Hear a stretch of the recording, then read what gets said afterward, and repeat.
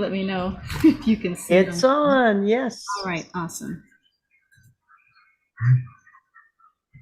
All right, well, welcome to our reading of Fried Green Tomatoes, one of my favorite shows. We've got a lovely cast this evening, 6 of us today to read. I'm so excited. We'll start with some really brief introductions, because I know some folks have to leave early, and then we'll jump right to the script. So if you could just let us know your name, what characters you're playing, where you're from, your pronouns, and how people can find you on social media. We'll just go ahead and start with Jackson. Well, hello, I'm Jackson Gray. You can find me on any socials with that. I live in Central Alberta. Um, I go by any pronouns. Today I'll be playing Evelyn Couch and a ton of other roles. So it should be fun. I'm excited. Awesome. Let's go to Vicky. Hello, I'm Vicky Dykes. I'm also in Central Alberta, but a different location, Penhold. My pronouns are she, her, and I will be reading Ninny and a few other characters, defender, defense lawyer, mama, Sipsy, and a couple of smaller roles. What else was it? Oh, social media. You can find me on Facebook, Vicky Dykes, and I'm also on Instagram. I'm YogaGramma10. Awesome. Let's go to Aubrey. Hi, I'm Aubrey. I go by any pronouns. I don't care what they are. I'm in California, and the roles I am playing today are Grady, Missy, actions, descriptions, Frank, and prosecutor. That's what I'm doing. Hi. Oh, I'm Anyway, also on Instagram and YouTube and on Facebook. Sorry. On Instagram, you can find me at Lucy in the Fair, and that's it. Sorry, Grady. all right, sounds good. Aaron and then Tamir. I'm Erin. I am playing Edgy tonight. Fried Green Tomatoes is my all-time favorite movie, so I had to hop in. And you can find me on Instagram at Erin B. Lillis or TikTok at Scarin Lillis. Scarin. All right. Oh, she, her. And Tamir. Yes, my name is Tamir. I go by he, him. I'll be reading for several characters, including Ed, Buddy, Big George, Julian, Papa, Leona, and actions and descriptions in Act 2. Um, I'm not very social. I live in Montreal. And yeah, I hope you enjoy this reading. All right, and your host this evening, Kat Wilson. I live in Gig Harbor, Washington. My pronouns are she, her. Tonight we're primarily playing Ruth, as well as Eva and Smoky Lonesome. And probably catching some action descriptions in the second half of the reading. We're all doing this as a cold read tonight because our cast list literally just came out just a few minutes ago. So we're all going to have fun with this. And we'll jump right into it here. So I'm going to go ahead and share my screen. We'll get the script up. And then we'll talk a bit more afterwards and see what we think. All right, let's see, script. If you can find it somewhere in here. There it is. All right, let's see, let's make this a little larger.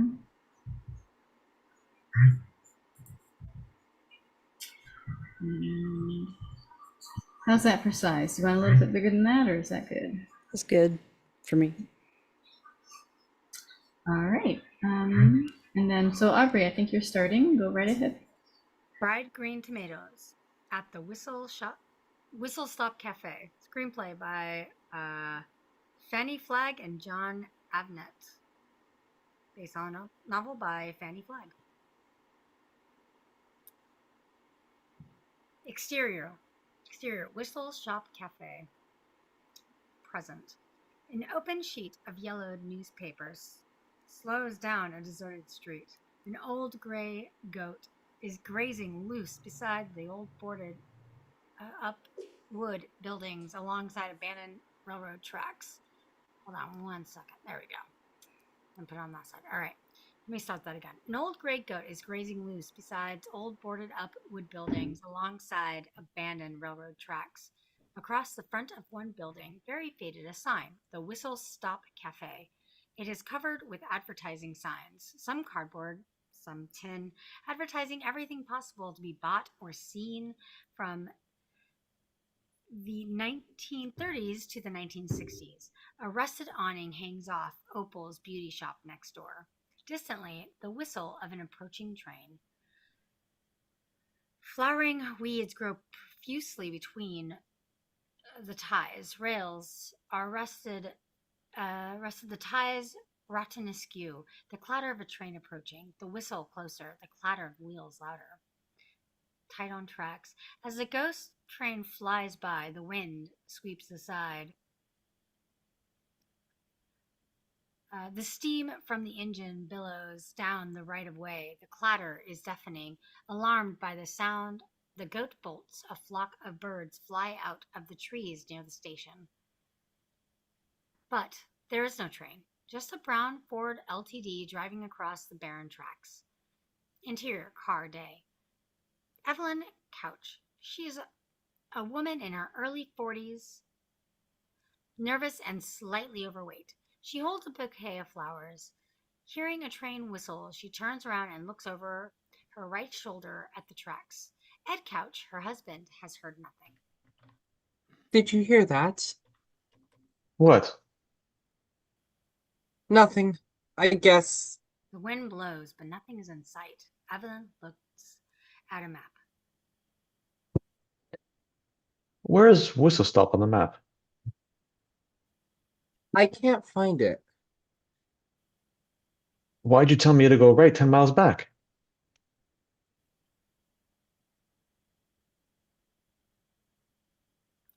Oh, she smiles politely. He reaches for the map. You got a negative sense of direction. Ed gets out of the car with the map and tries to orient himself. Evelyn muses to herself. You're right, Ed. That must be how I found you.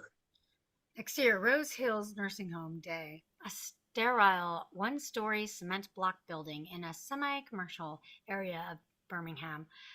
A handful of cars in the parking lot. The brown LTD pulls in. Ed and Evelyn get out and head for the front door in silence. Evelyn carries the flowers. He walks in the door, and Evelyn follows. Interior front hall day. Evelyn and Ed move through the lobby. He hears the sounds of old people as they go down the hall. Coming toward them is Janine, a nurse. She's pushing an old man, Mr. Dunaway, down the hall. He is laughing and grabbing at women as he passes by and wears thick glasses. Stop that, Mr. Dunaway. You have such soft skin. She smiles and gently removes his hand when she notices Evelyn and Ed. Your aunt is all dressed up and waiting for you, Mr. Couch. Be careful, she's a little cranky this morning. She bit my arm. Oh, Lord. Evelyn and Ed enter a room. There is some racket from within, and Evelyn hurries out of the room just as an object resembling a hairbrush flies past her head. She ducks, then sighs to prepare for a second attempt when... Why don't you wait outside? If you think it's best. Have a nice day, Aunt Vesta. Interior sunroom day. Evelyn walks into a back visitor's lounge that is empty except for one old lady in a faded sweater with a Christmas corsage who is at a card table working a Last Supper jigsaw puzzle. Evelyn, unhappy, sits down and takes a candy bar out of her purse. Just as she is about to take the first bite of it, the old woman speaks. Did you know they took my gallbladder out? No, I didn't. Yep, it's still over at the hospital, sitting in a jar. I guess that's where they'll keep him. I guess. When I was in the hospital, the nurse had just given me one of those fleet enemas, they're so fond of. And when I noticed this medical chart next to my bed that said Ninny Threadgoods, 82 years old, An 82-year-old widow. Imagine that. Have you ever had one of those enemas? Well, no. You'd remember it. My friend, Mrs. Otis, and I were from Whistle Stop. Oh, she's lived down the street from me for the past 30 years or so. After her son died, her daughter-in-law had a fit for her to come and and live at the nursing home, and then they asked me to come with her and be her roommate. Mrs. Otis doesn't know it, but I'm going back home just as soon as she gets settled in and good, and then I reckon I'll visit her every day. Oh, does the name Iggy Threadgoods ring a bell? No, I don't think so. Evelyn smiles politely and stands up. Oh, you'd remember her. You see, I was practically adopted by the Threadgoods family. I married Cleo, her brother. She and her friend Ruth ran the Whistle Stop Cafe. He was a character, all right. But how anybody could have thought she murdered that man is beyond me. I beg your pardon? Oh, sit down and relax a spell, sugar. I'll tell you all about it. Let's see. Oh, I remember the day they pulled that truck up out of the river. Dissolve into the past. Exterior riverbank. Whistle Stop, 1938. A crowd of people have gathered around the riverbank. A deputy from the sheriff's department gives a command. A black truck is pulled out of the river. It is rusted and worn. Tight on a Georgia license plate, a sheriff's car rolls to a halt, and out walks Grady Kilgore, a large, ruddy-faced man. He stares at the license plate and confers with his deputy. He is not happy. Interior, Whistle Stop Cafe day. Music is playing on the radio. The cafe is full of people laughing and having a good time. Over the cash register is a ratty deer head decorated with a railroad calendar hanging from its neck, reading October 1938. Idgie Thorogood, the Redgood, a slender, good-looking woman in her 20s with sparkling eyes and short blonde hairs, busy playing poker. Ruth, a beautiful young woman with long dark hair tied back with a ribbon, is watching Idgie carefully. Idgie deals to all but herself. Any bets? Well, why don't you come hunting with us this weekend, Ruth? What, have you a hangover on Monday morning? No thanks. Looks like mine again. 1 second. You say a full house beats a flush, and a flush beats a straight, and a straight beats three of a kind? Yep. Now you in or out? Remember, Ruth, I didn't take any cards. Look at me, Idgie Threadgood. Let me see your face. You're bluffing again. Grady walks in. Pay to see. Ruth antes up. Idgie, I've got to talk to you in private. Oh, Grady, why don't you sit in and I'll deal you a new hand? Gladys won't mind. Before Idgie can undo the current hand, Ruth turns over Idgie's hand, revealing nothing, not even deuces. Ruth reveals a pair of aces and then smiles contently. Well, I'm just trying to teach you not to fall for any tricks. You're doing a great job. Idgie smiles and leaves with Grady, who tips his hat to Ruth. Exterior, cafe, day. A small green and white building with a white awning and a sign saying the Whistle Stop Cafe. Idgie and Grady walk out together and move away from the cafe in silence. The only sound is a large black man in his 40s, Big George, chopping wood. Idgie senses that this is serious. Morning, Grady. Good morning, Big George. In the background is the town of Whistle Stop, 8 buildings and a railroad tracks. It's bustling. Grady stops at a secluded area by the tracks. What's up? Somebody found Frank Bennett's truck in the river, and that goddamn stupid deputy of mine sent it over to the Y before I could even got out there. God damn it. What's gonna happen now? Well, officially you and Big George are under arrest for murder. You're in my custody until tomorrow. I told them I'd bring you in over to Georgia first thing in the morning.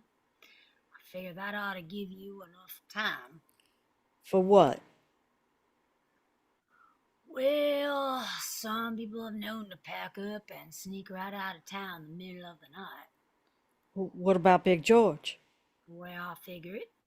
If they got Big George, they'd be satisfied. This is serious. We are talking about murder of a white man, and somebody's gonna have to pay, but nobody wants to hang a woman. But it suit them just fine to stretch some rope around Big George's neck? I can't let him do that, Grady. Now I know how you feel about Big George. Hell, we all do. But that's just the facts of life. I can't do that. Iggy watches Big George walking in the distance. Grady nods as Iggy walks over and whispers to Big George, and then looks over at Ruth, who is watching from the cafe window. Interior, sunroom, same day, present. So, Iggy Threadgoods and Big George went to jail for the murder of Frank Bennett. And that's a long story. It sounds that way. Evelyn goes into her purse and brings out 2 more candy bars and offers Ninny one. Would you like one? Oh, thank you, honey. Did you take your gallbladder out too? No. Evelyn stands to leave. Her purse falls, and she makes a gallant gesture to catch it, but succeeds only in knocking the jigsaw puzzle down to the floor. I'm so sorry. She starts to pick up the pieces. Oh, don't worry about that, honey. I'll just visit more than a puzzle. Want to play some 5-card draw? Or some stud? I don't play. Evelyn is kneeling, holding the pieces of the puzzle and trying to put it back together. I hate solitaire, and that's all they play around here. Oh, Iggy, you see, had a mind of her own. I guess in order to understand her, you'd have to start way back with her brother Buddy. Oh, Iggy was Buddy's pet from the day she was born.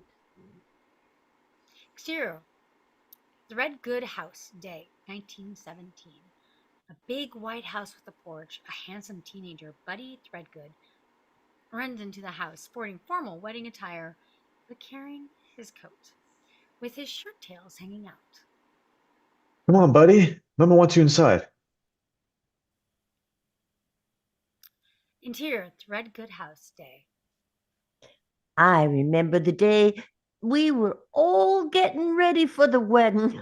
The war had just ended. The great one, you know.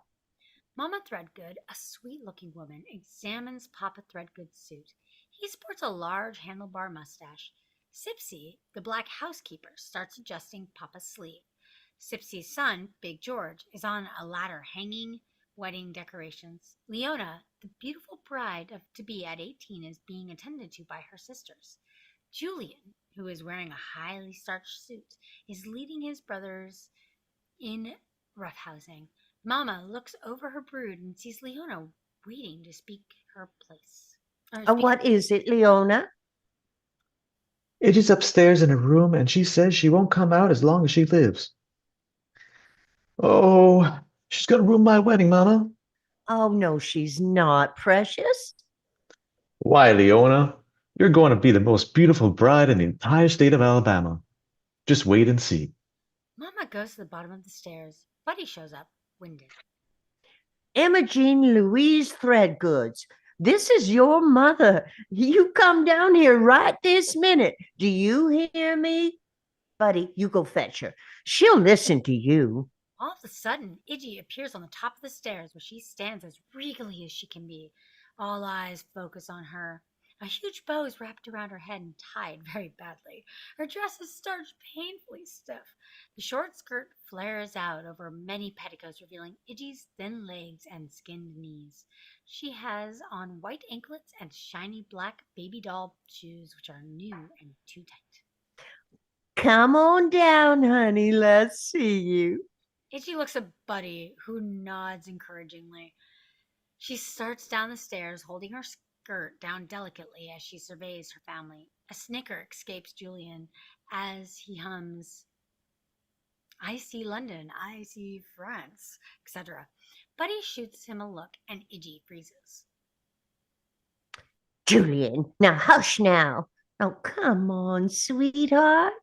Iggy reaches the bottom of the stairs. We see her elbows and legs are skinned. Leona is horrified at the sight. Mama, you look just fine, Iggy. She looks like a monkey.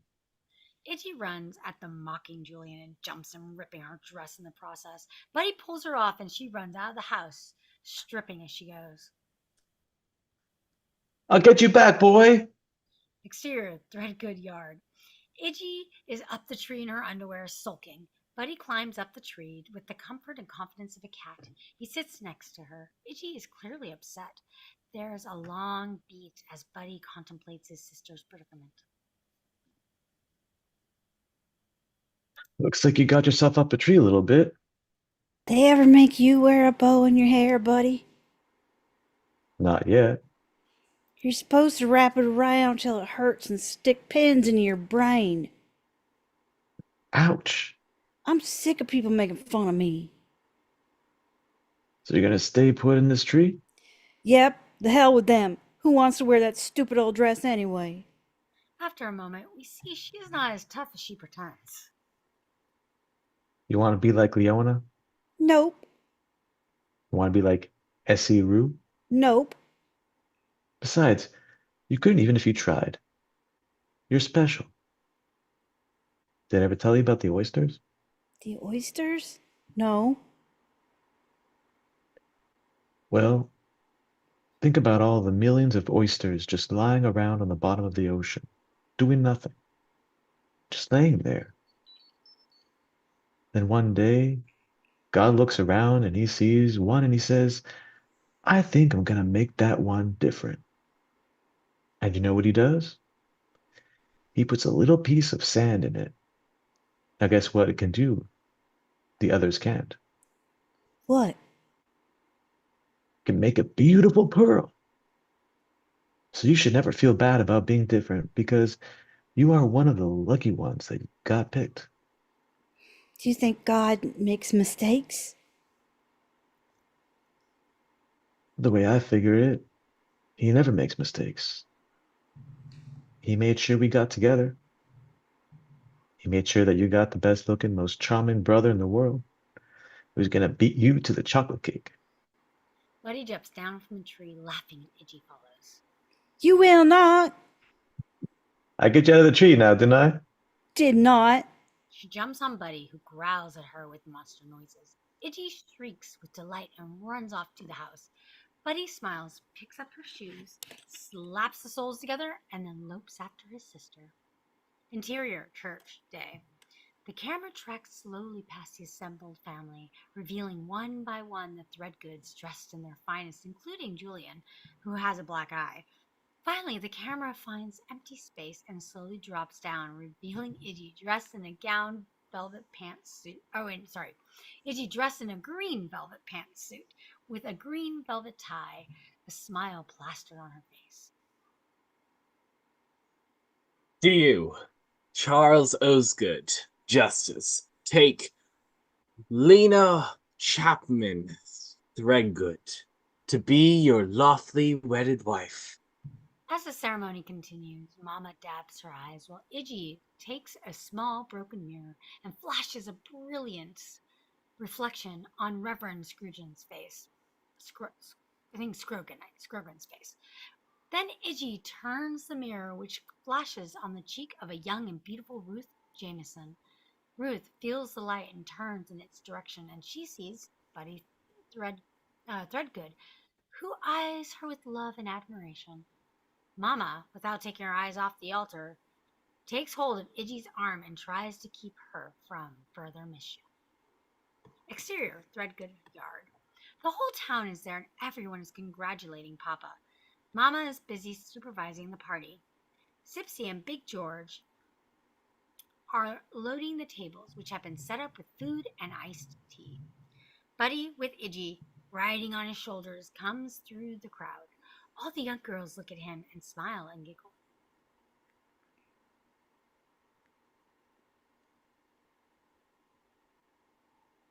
Now, don't you look beautiful today, Lily?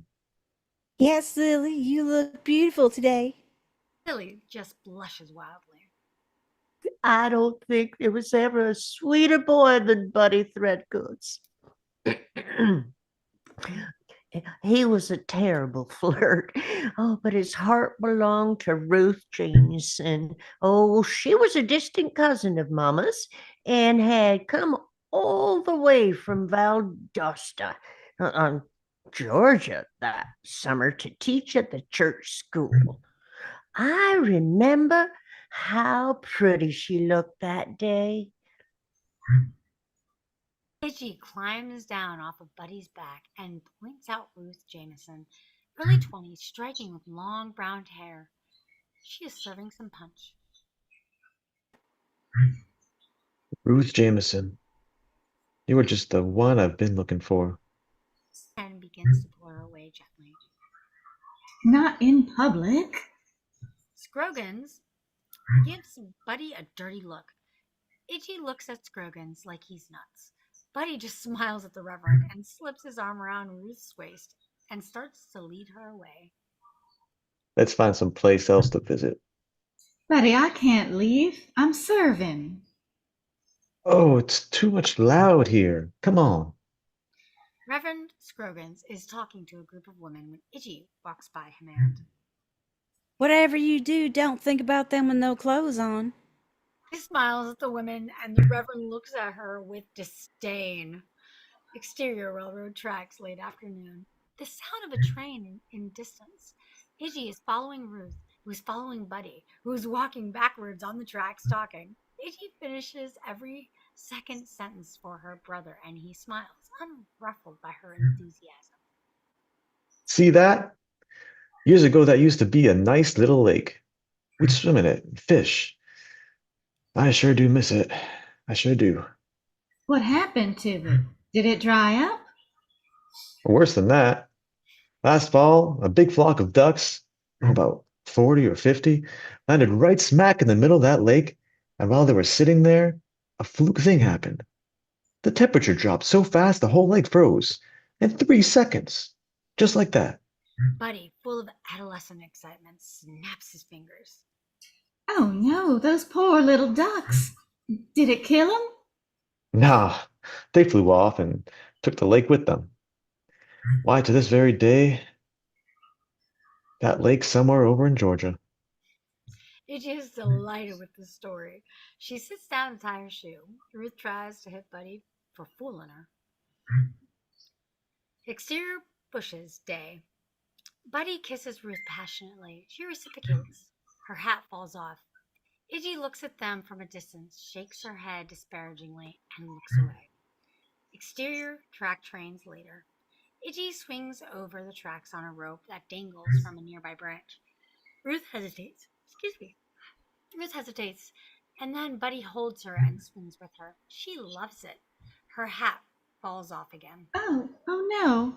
Buddy kisses her and swings off after the hat. The train appears behind him at the turn, approaching as the hat skims across the tracks and slides under the rail. The ribbons tangling in the splintery ties. Buddy starts for the hat, clowning as the girls watch him from a distance. He grabs it, but gets his foot caught between two converging steel rails. The train blows its warning signal. Iggy yells for Buddy as he grabs his foot and tries to unpry it. Oh no.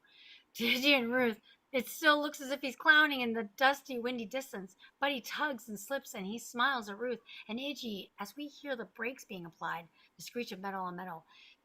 Buddy just about has his shoe untied when he pulls free and stumbles on the gravel mound that holds the railroad ties. Iggy is jolted with fear and runs to Buddy, yelling for him to get up. Exterior Threadgood Yard. Shot of Mama as we hear a frantic train whistle and a train screech to a halt and a scream. Tied on Mama's eyes with terror in them, she clutches Sipsy's arm. Oh God, not one of my babies. Oh, please, God.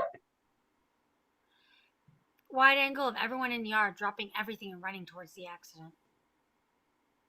Exterior railroad tracks. A group has gathered around Buddy's broken body. On the outskirts of the crowd, Julian is desperately trying to pull hysterical Iggy away. Ruth is crying by the side of the tracks, but she tries to hug Iggy, who pushes her brusquely away. Let me go! Let me go! Itchy! No! Iggy starts blindly to hit Ruth as if to beat away the truth.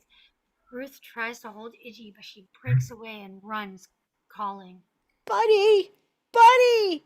Long shot, she pushes her way through the crowd. We hear her heartbreaking scream of pain as she reaches Buddy. She screams his name as if trying to bring him back to life. Buddy! Exterior cemetery day. Threadgood family is assembled. Ruth is in black and clearly distraught. Reverend Scroggins is speaking at the funeral service. Oh, it like to have killed us all, but the one who took it the hardest was Iggy. Oh, we thought she'd die right along with him. Ruth looks over Iggy as she stares at her with naked contempt. Iggy bolts from the funeral group and runs off across the countryside. Reverend pauses as Mama and Papa exchange looks. Sipsy takes her hand from Big George's arm. He nods and then heads after Iggy's diminishing figure. Exterior woods day. Iggy running through the woods, the twigs and brush lashing her tender skin. Exterior river night, darkness, virtual silence. The river, the only constant sound except for the occasional lonely hoot of an owl. Silhouettes are the only visible shapes as the camera searches for life and finds first a fire and then the hunched shape of Big George nearby. He gets up carrying a blanket and heads toward the diminutive figure of Iggy shivering by the river. He drapes the blanket over her shoulders. She nods a thanks to him, and he goes and sits by the fire. The blanket falls off of Iggy's shoulders, and she does not notice. Big George gets up to repeat the gesture as the distant wail of a train echoes through the night.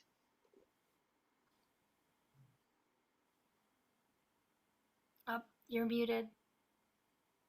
Vicky, you're muted. Vicky, you muted. Night after night, she stayed by the river. Big George was the only soul she'd let near her, and he watched over her night and day. You know a heart can be broken, but it still keeps on beating just the same. Here, sunroom day present. Tied on Evelyn, who is caught up in the story in spite of herself. The jigsaw pieces are now piled neatly on the table. That's so sad. Evelyn! Evelyn! Evelyn looks up and sees Ed standing in the doorway. She tries to hide her candy wrappers.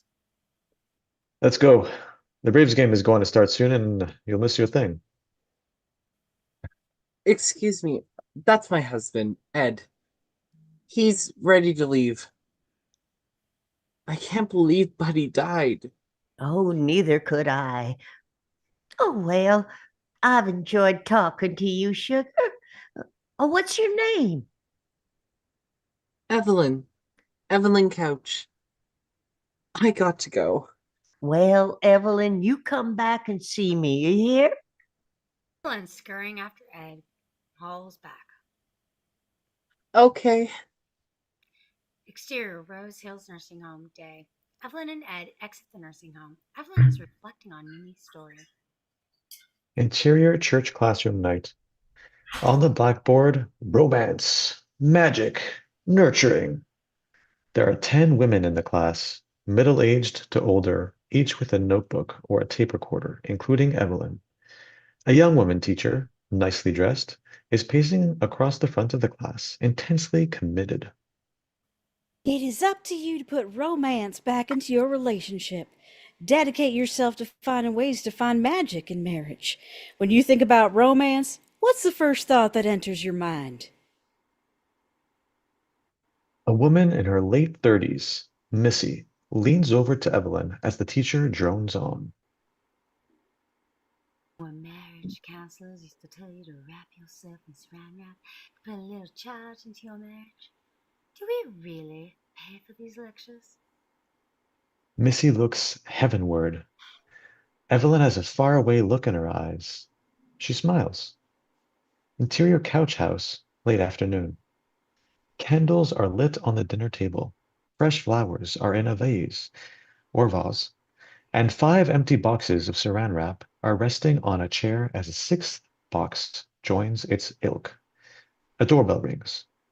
Evelyn opens the door ever so slightly, with anticipation written all over her face. Ed sees her and his jaw drops. She's wearing only saran wrap. Ed looks around to see if any of his neighbors are watching and shoves her quickly back into the house. Good God, Evelyn! Have you gone insane? People are going to see you. What have I been, the paper boy? Interior church classroom same night. Evelyn is there daydreaming away as the class starts emptying out. The lecture is finished.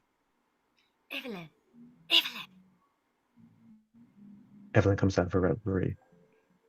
what we really need instead of this baloney is an assertiveness training class for Southern women. But that's a contradiction in terms, isn't it? Especially you, sweetheart. Exterior couch house later that day. An undistinguished tract house. The brown LTD pulls into the driveway. Ed gets out with his briefcase, heads for the door. There are children in yards, women with groceries talking to each other, men with hedge clippers. Ed opens the door. Interior couch home day. Evelyn has set the table nicely with fresh flowers, lit candles, and has a multi-course meal on the table waiting. Only she's not dressed in saran wrap, but in a nice outfit. She has made a real effort. Ed drops his briefcase, grabs his plate, and heads to the television set and turns on the ball game. Evelyn is deflated. Why don't you sit at the table and have a dinner with me? Sorry, honey. The game's almost over. Why are you so dressed up? Ed, if I answered the door wearing only saran wrap, would you still be watching the baseball game? No, I'll be checking you into loony bin. Evelyn reflects on his response and then begins to eat. Exterior Rose Hills Nursing Home day. Close on a box of donuts. A hand pulls them out of a car, and we reveal Evelyn carrying flowers to go with her snacks. She and Ed head in silence towards the cement structure. Interior nursing home day. Ed enters his aunt's room. Evelyn takes a deep breath and plasters a smile on her face and enters, and exits with 2 objects barely missing her head. I'm glad you're feeling better, Aunt Fessy. Good thing her eyesight's failing. Interior sunroom day. Evelyn is sitting alone in the sunroom with a blank look on her face, eating out of a huge box of donuts. Ninny spots her. Hello. Evelyn jumps. She is so startled and nearly dumps her donuts. Evelyn tries to regain her composure. Hi.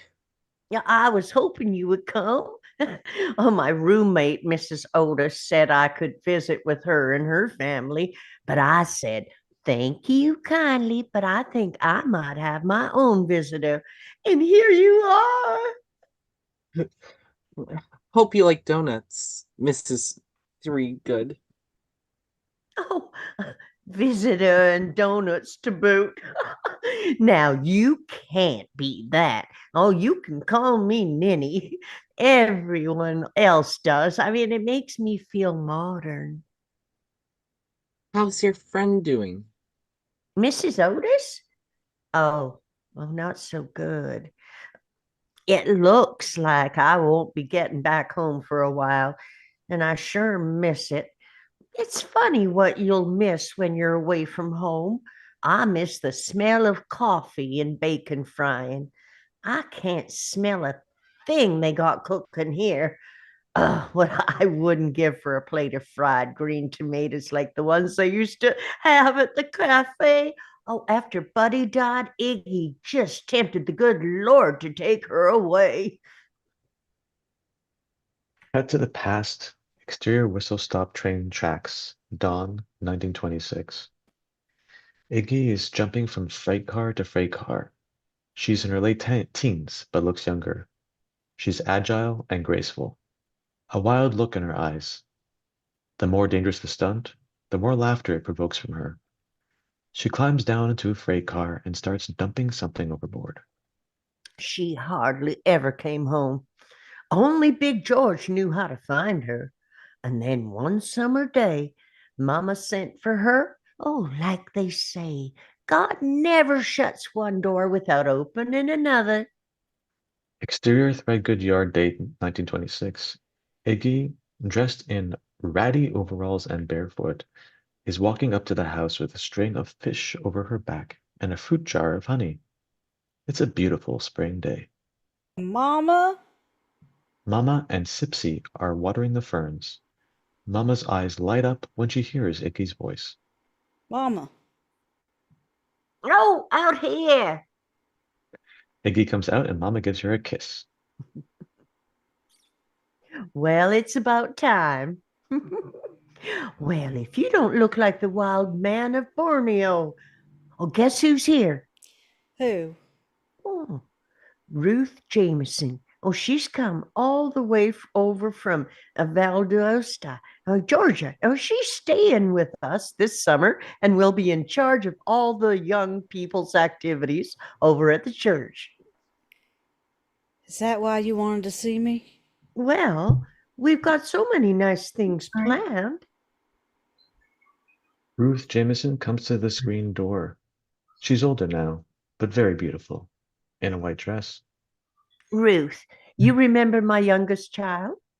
Of course I do. Hi, Itchy. What are you doing here? Yeah, I just told you. Ruth's staying here, helping out at the church. She runs off. Maybe this isn't such a good idea. She'll get used to you. Lord, honey, pay attention now. Mama Threadgood closes her eyes in horror as we hear in the distance the sound of yelling and horn blowing as the truck drives away. Interior church, Mama, Papa, Ruth, and the entire Threadgood clan, minus Iggy, of course, are present. Reverend Scroggins is speaking. Snakes and serpents take many disguises. Why, just 10 miles away, down by the river, there lurks a den of the devil filled with maggots and of evil, where liquor and sin abide. Run by a painted lady, Eva Bates, a sister of Satan, where unspeakable acts, lust, and degrading are performed every night. Exterior Whistle Stop Baptist Church, Sunday service. A sign says Reverend Scroggins preaching on why did Noah let 2 snakes on the boat when he had a chance to get rid of them once and for all? We see Iggy, now early 20s, and some bummy-looking friends hanging out the window of a pickup truck as it drives by. Hey, Scroggins! You finally preaching about something you're kin to. Snakes!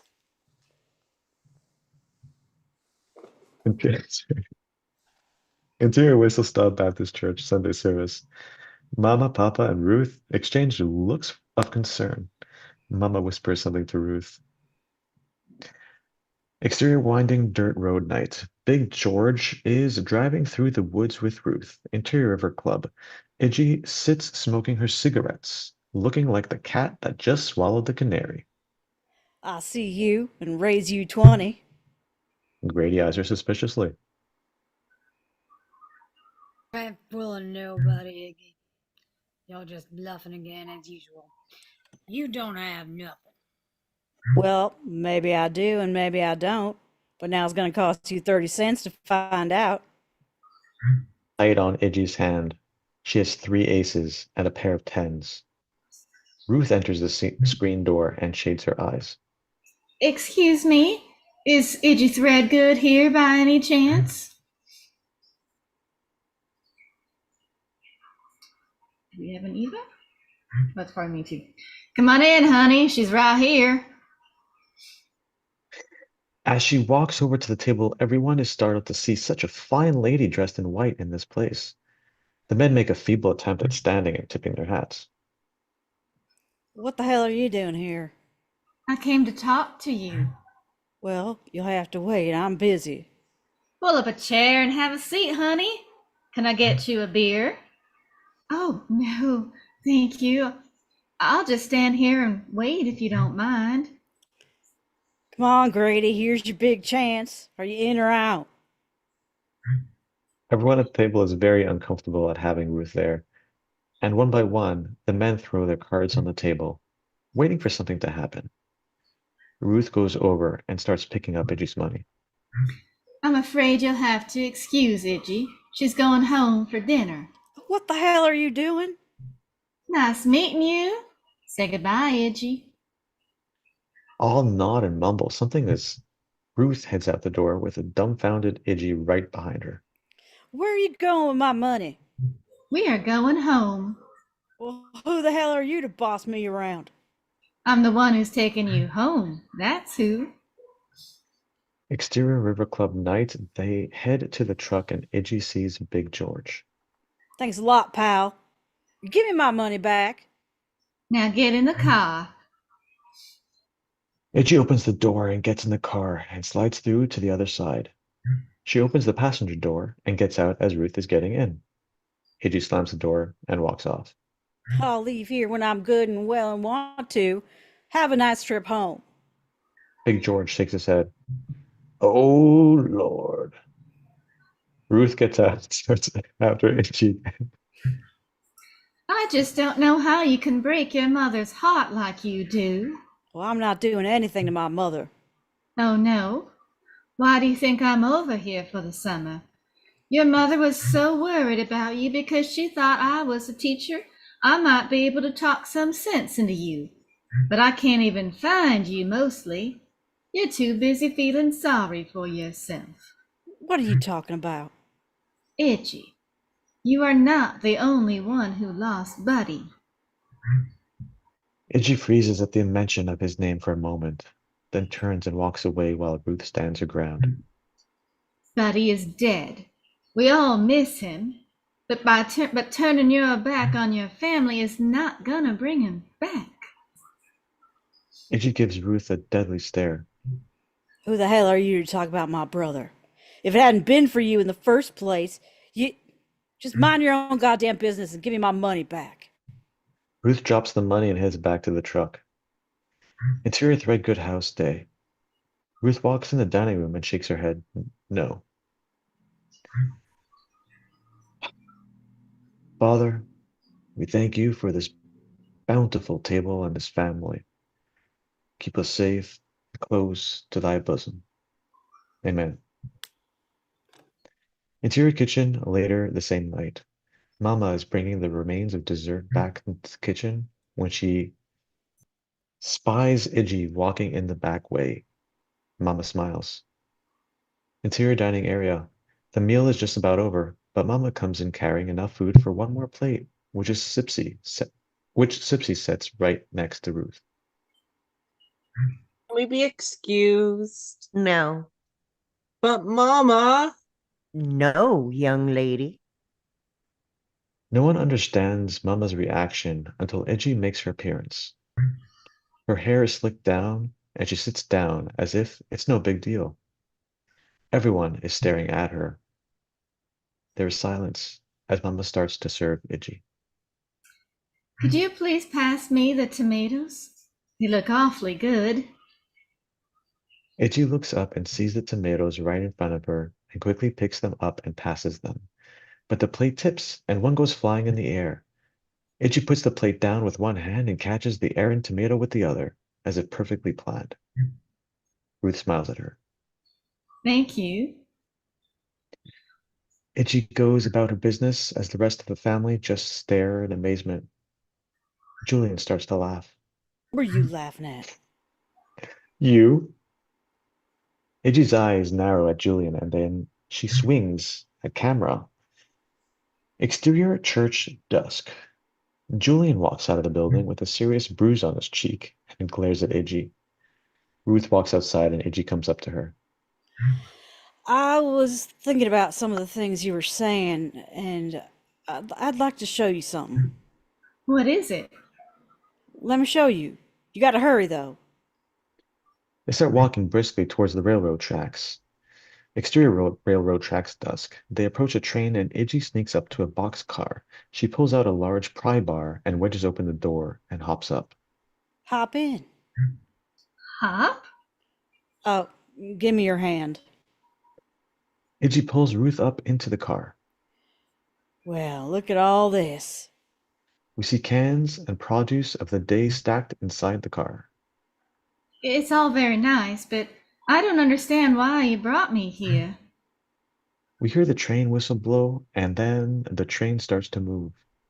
Ruth is surprised. Well, you said I was selfish, and I'm going to show you that you were wrong. Don't you think we should get off the train? This is something Buddy and I used to do.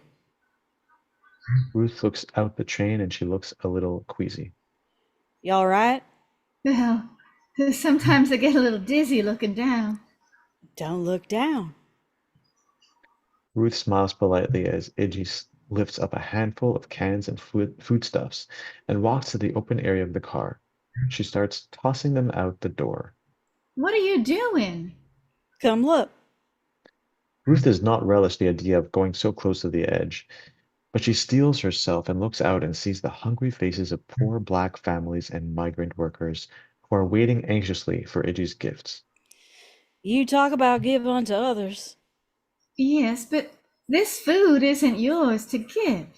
Oh, that's church talk. Well, I've seen those same people who are on their knees at church on Sunday over at Eva's on Monday, on their knees again, but praying to a different God. Iggy throws out an armful of food as the children scurry for it, and some of the men shout, "Thanks, Railroad Bill." Come on, help. Ruth is in a quandary, but one more look at those hungry faces outside, and Ruth begins to help too. All right, time to get off. Ruth again is puzzled. The train comes out of the tunnel. All right, jump. Jump? Yeah, jump. The next stop is 5 miles down the tracks. I don't want to walk that far back. Now jump. You're crazy. You really want to get rid of me. I really want you to jump so we don't have to walk too far back. You blame me, don't you? You really do. I didn't kill Buddy. You make me feel like I did. You want to hurt me because I want to help you. Fine. You win. I'll tell Mama I can't handle you and I'll head back to Valdosta right away. You'll never jump, will you? Don't say never to me. Ruth jumps, and an impressed Iggy follows suit. They both hit the ground and roll. Ruth dusts herself off, gets up, and walks toward the tracks to head back home when she notices that Iggy isn't moving very much. In fact, she's very much in pain. Are you all right? I'm fine. She tries to stand and crumples in pain to the ground. I'm all right. Ruth looks at her leg and it's quite obviously hurt. Ruth rips some cloth out of her dress and wraps it around the wounded leg. I have to get you to the doctor. Which way is it? It's about 2 miles if you follow the tracks. Well, let's go. Ruth tries to pick Iggy up, but it's very difficult and painful. You'll never be able to carry me that far. I know, never ever say never. I'm not carrying you. You're walking. With great effort, Ruth lifts Iggy up, places her arm around her, and Iggy hops as Ruth walks slowly. I can't tell you. Damn, I'm really sorry about this. Ruth approaches the tracks and slowly starts to trudge home. Interior church school. Ruth is reading from Thoreau and the camera pulls back from her. revealing a full house, and then it tilts down and tracks past the shoes of the students, polished in nice order, one by one, until it goes outside the classroom and comes to rest on a bandaged leg. Camera cranes up to reveal Iggy, who listens to Ruth read about the sounds of nature, isolation, and beauty. Interior Julian and Cleo's room. Both boys are asleep. Sound of morning birds chirping. Iggy goes through the pockets of a pair of pants, finds nothing, then eases the top drawer of the dresser open enough to slip her hand in, smiles as her hand finds a set of car keys. Exterior roof. Iggy crawls along a gutter connection that nearly gives way under her weight. It is rather difficult with her leg bandaged. She scrambles to a more secure area, drops to another section of roof, taps on a closed window of Buddy's old room. Nothing. Taps again. Iggy opens the window. She whispers, Aren't you ready yet? I'm ready. Ruth tries to get out of bed, gets tangled and crashes to the floor. Iggy has to suppress a laugh. This doesn't have anything to do with trains, does it? No, I told you that I wanted to show you something before you go. It's a surprise. Julian even loaned me the keys to his car. Sipsy made us a picnic. Exterior backwoods. Iggy's driving Julian's old Model T along the dusty, narrow road. Exterior meadow day. They exit the car. You don't have a license, do you? Julian didn't loan you this car. You stole the keys. Iggy glances at Ruth to see how mad she is. I want to show you something. Something that guy Thoreau you were talking about was like. You gotta swear you'll never tell another living soul about it. Exasperated Ruth walks out of the woods into a lovely sunlit meadow. Ruth carries the picnic basket. Iggy hobbles along and carries a blanket. There's a fallen tree at the far end of the meadow. Iggy drops the blanket under an old shade tree, takes an empty jelly jar out of the picnic basket. Stay here. No matter what happens, don't move. And be quiet. Don't make any noise, whatever you do. What are you gonna do? Iggy heads for the fallen tree. Halfway there, she glances back to see if Ruth is watching. She is. Iggy approaches the tree, humming softly, and eases her jar into the hollow in the tree. Exterior bee tree. A swarm of angry birds burst out of the tree and completely cover Iggy. Ruth is scared out of her wits. Iggy, humming, pulls the jar full of honey and honeycomb out of the tree and very quietly starts walking back toward Ruth, completely covered with bees. As she walks softly away from the tree, the bees begin to peel off and return to their hives. When she gets back to Ruth, there are only a half a dozen bees left in her hair. Here, madam. This is for you. She hands the jar to Ruth. Ruth looks down and doesn't take the jar. Why'd you do that? Shh, quiet. You'll frighten the bees. You could have been killed. Oh, I do it all the time. I never get stung. I'm sorry. Don't you want the honey? Oh, don't be mad at me, Ruth. I just wanted to give you a going away present. Mad? Oh, please don't be mad at me. The bees won't sting unless you stir them up. They'll give you their honey. You're the only person that... Iggy's now very upset. Ruth puts her arms around Iggy. Oh, Itchy, I'm not mad at you. Buddy loved you, didn't he? Do you still think about him? All the time. So do I. He brought me here. He taught me how to listen to the bees, how to get the honey. Is it bad what I did? No. I thought it might be crazy or something. No. I heard there were people who could charm bees, but I've never seen it before today. Iggy starts to smile. You like me, don't you? Yes. That's good. I like you too. A lot. Are you really going home right away? Summer's hardly begun. Are you gonna promise to be real sweet to your mama from now on? You know, Ruth, I would kill for you if anybody ever hurt you. Well, it's a terrible thing to say. No, it isn't. I'd rather kill for love than hate, wouldn't you? Ruth laughs. How else do you respond to this one? You're just a bee charmer, Itchy Threadgood. That's what you are. A bee charmer. Edgy puts her finger in the fresh honey, tastes it, and smiles. You want to taste it? Ruth nods, and Iggy scoops some more on her finger and offers it to Ruth, who tastes the honey. Later, same location. A soul bee buzzes around an empty honey jar. The camera glides over to Ruth, who is sleeping peacefully, and then reveals Iggy also resting. The women are like two mirror images. Iggy's eyes open.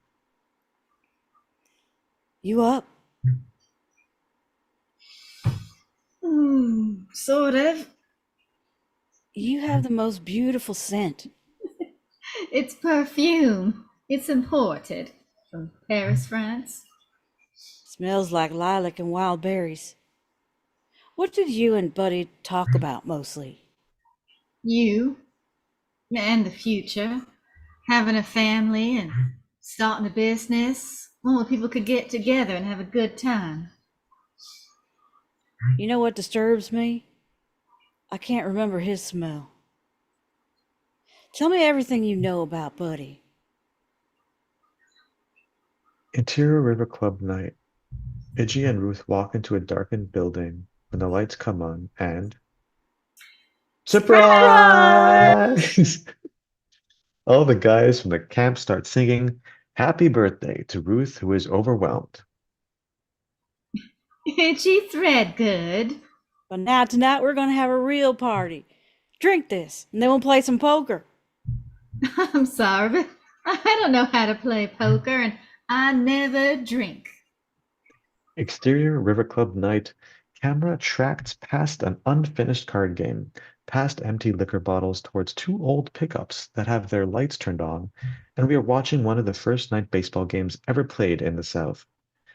Iggy's pitching and Ruth is the umpire. Grady is at bat. Iggy throws a pitch. Strike two. Are you crazy? That pitch was outside by 3 feet.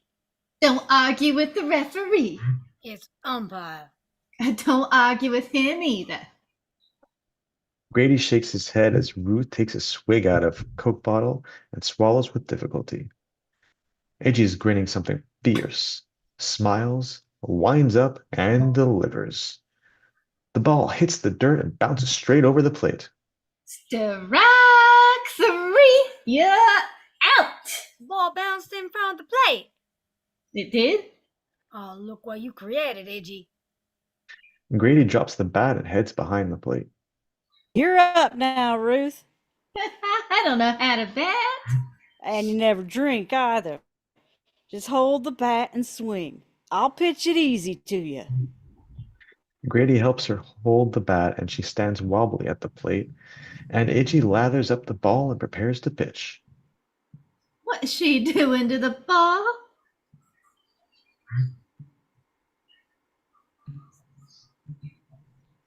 Grady, what's she doing to the ball? Better. Iggy pitches and Ruth swings, or the ball hits the bat, but it goes way into the night. And the game, that ball's lost. You ever skinny dipped in a river by moonlight? Later that night by the river, Iggy smiles as Ruth in near tears plays poker. They're both in wet clothing. I never had so much fun in my whole life. I even got a home run. A clean one at that. Straight beats three of a kind. You know, poker isn't half bad. Now, Iggy, what's your mother gonna say when she sees us both drunk? It's about time you crossed the line. You've always done the right thing. You take care of your daddy, the preacher, when he took sick. You take care of all the kids at the church school, and you're going to take care of your mother. That's right. And I'm gonna marry the man I'm supposed to. But I've never really had this much fun. Ruth reaches for her Coke bottle and Iggy takes it away from her. That's enough fun for one night. You're gonna get married? Soon as the summer's over. Why spoil the fun? Do you love him? Everybody in Valdosta loves him, and he's done so much for Mama. He's the one who gave me that French perfume you like so much. Well, you gotta do what you've gotta do, I guess. We better get you home. Oh, I am gonna miss you. This is the best birthday I've ever had. Exterior Threadgood house day. Mama is by the car, which is packed with Ruth's possessions. She looks worried. A handsome man with slicked back black hair waits impatiently. He is Frank Bennett. Interior Iggy's room day. Iggy is sitting on the side of her bed, staring out the window at this man. Ruth knocks. Come in. Time to go. I know. It's hard to believe the summer's over, isn't it? Yeah. Well, it's always difficult to say goodbye. You don't have to. I know why you're leaving. I understand that your mother needs you to take care of her and that your fiance, what's his name, Frank Bennett. is waiting for you. I understand. Thanks for everything. Well, I want to thank you also. You're very special, Itchy Threadgood. Are you sure you're okay? Yes, I'm fine. Can't you see I'm smiling? You better go or you'll be late. Bye. So long. Ruth exits the room, and Iggy remains motionless and then throws a glass item against the wall and it breaks. Ruth re-enters. Itchy? You're really gonna marry that weasel out there, aren't you? Don't talk like that. Why are you marrying him? Because I want to. That's why. She touched another object into the wall. You don't love him. You don't. You know you don't. You really want to stay here with us. I know you do. We love you. Oh, Itchy, you're not being practical. Then tell me you love him. I gotta go. See, you're the liar, not me, and I hate you, and I hope you die. I don't ever want to see you again as long as I live. I hate you, liar. She grabs her by the shoulders and shakes her. Stop it. I hope you rot in hell. Ruth slaps her hard across the face. Iggy looks at her speechless, stunned. Ruth nearly takes her in her arms, but at the last minute, without touching her, turns and walks out, closing the door softly. Exterior highway. A series of shots of Iggy driving Julian's Model T at night and at dawn. Exterior Valdosta, Georgia day. A small town, much prettier than Whistle Stop, with a general store, a drugstore, a barber shop, and a post office on a square with a beautiful church on one side. The Threadgood Model T chugs into town, parks at the store with the church in view. Exterior Valdosta Baptist Church. A beautiful summer day, fruit trees blossoming, birds singing. The church is overflowing with well-dressed people. Across the yard, Julian's Model T, parked in among the trees nearly invisible. Iggy's curled up in the front seat drinking whiskey. She is very drunk and very miserable. We hear muffled strains of the organ coming from the church. The door flies open and people burst out the door. A beautiful Ruth and good-looking Frank come down the stairs, followed by Ruth's mother. People gather around them, throwing rice. Much noise. Frank takes Ruth's mom by the hand and gives her a big hug and kiss. She blushes as Frank whispers something to her, which makes her smile and wave off with her hand. Frank jumps into the car with Ruth and heads off. Iggy sits up and in her drunken stupor murmurs goodbye to Ruth, just as the car disappears around the corner. Missy's home, night. The children's furniture is pushed to the side. 8 youngish women are sitting on exercise mats on the floor and are all in slacks. And Evelyn, looking younger and with a different hairstyle, in stockings, high heels, and a dress. The teacher is young and serious and is handing out mirrors. So, during these next few weeks, we will be learning to reclaim our own power as women. Tonight, we are going to begin to explore our femaleness by examining the source of our strength and our separateness, our vaginas. Evelyn draws in a breath of alarm, peeks at Missy, who looks like the others, isn't the least bit shocked. So, if you'll all slip off your panties and straddle your mirrors. Missy and the other women are doing just as they are told. Evelyn struggles to her feet, deeply embarrassed. Mrs. Couch? I need to be excused for a moment. Missy, won't you come won't you come to the ladies' room with me? Missy stares at her sympathetically, but unsure of what to do. Do you find this threatening? No, I well, I don't realize. Your sexuality. No, ma'am. But I do have a problem with my griddle. Evelyn walks out of the house. Interior couch house, night, present. Ed walks in and startles Evelyn, who immediately starts to tidy up the immaculate dinner table. As is his custom, he takes his food and heads to the television. Evelyn scrambles after him and bringing him his drink. Ed, those classes I've been going to forever aren't helping us one bit. Let's drive to Florida. Like when we got married. Kylie's gone and busy with his own life. It's being just the two of us. It's just the two of us here. This chicken is great. Why, thank you. Well, we could rent a boat and drift around in the hot sun. What do you think about that? I'm just getting used to it being quiet in here and don't go to those classes if they aren't helping you. Damn, the game's rained out. Interior Rose Hills Nursing Home entry day. Evelyn enters and is joined by Janine. The two of them walk down the hallway. Hey, Mrs. Couch, how are you? Fine. How are you?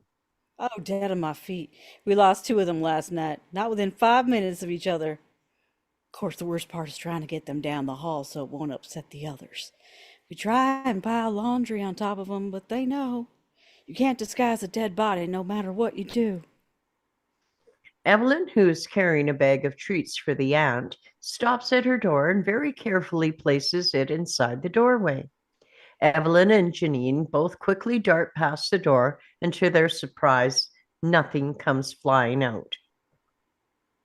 Maybe she's feeling better.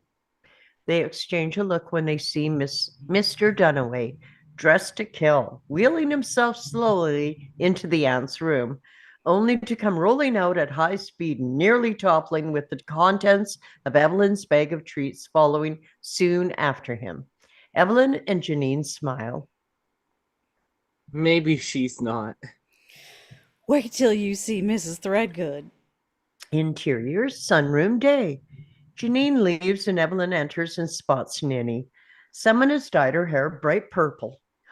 Do you like it? I want to look my best for Easter. Oh. Who did it for you, darling?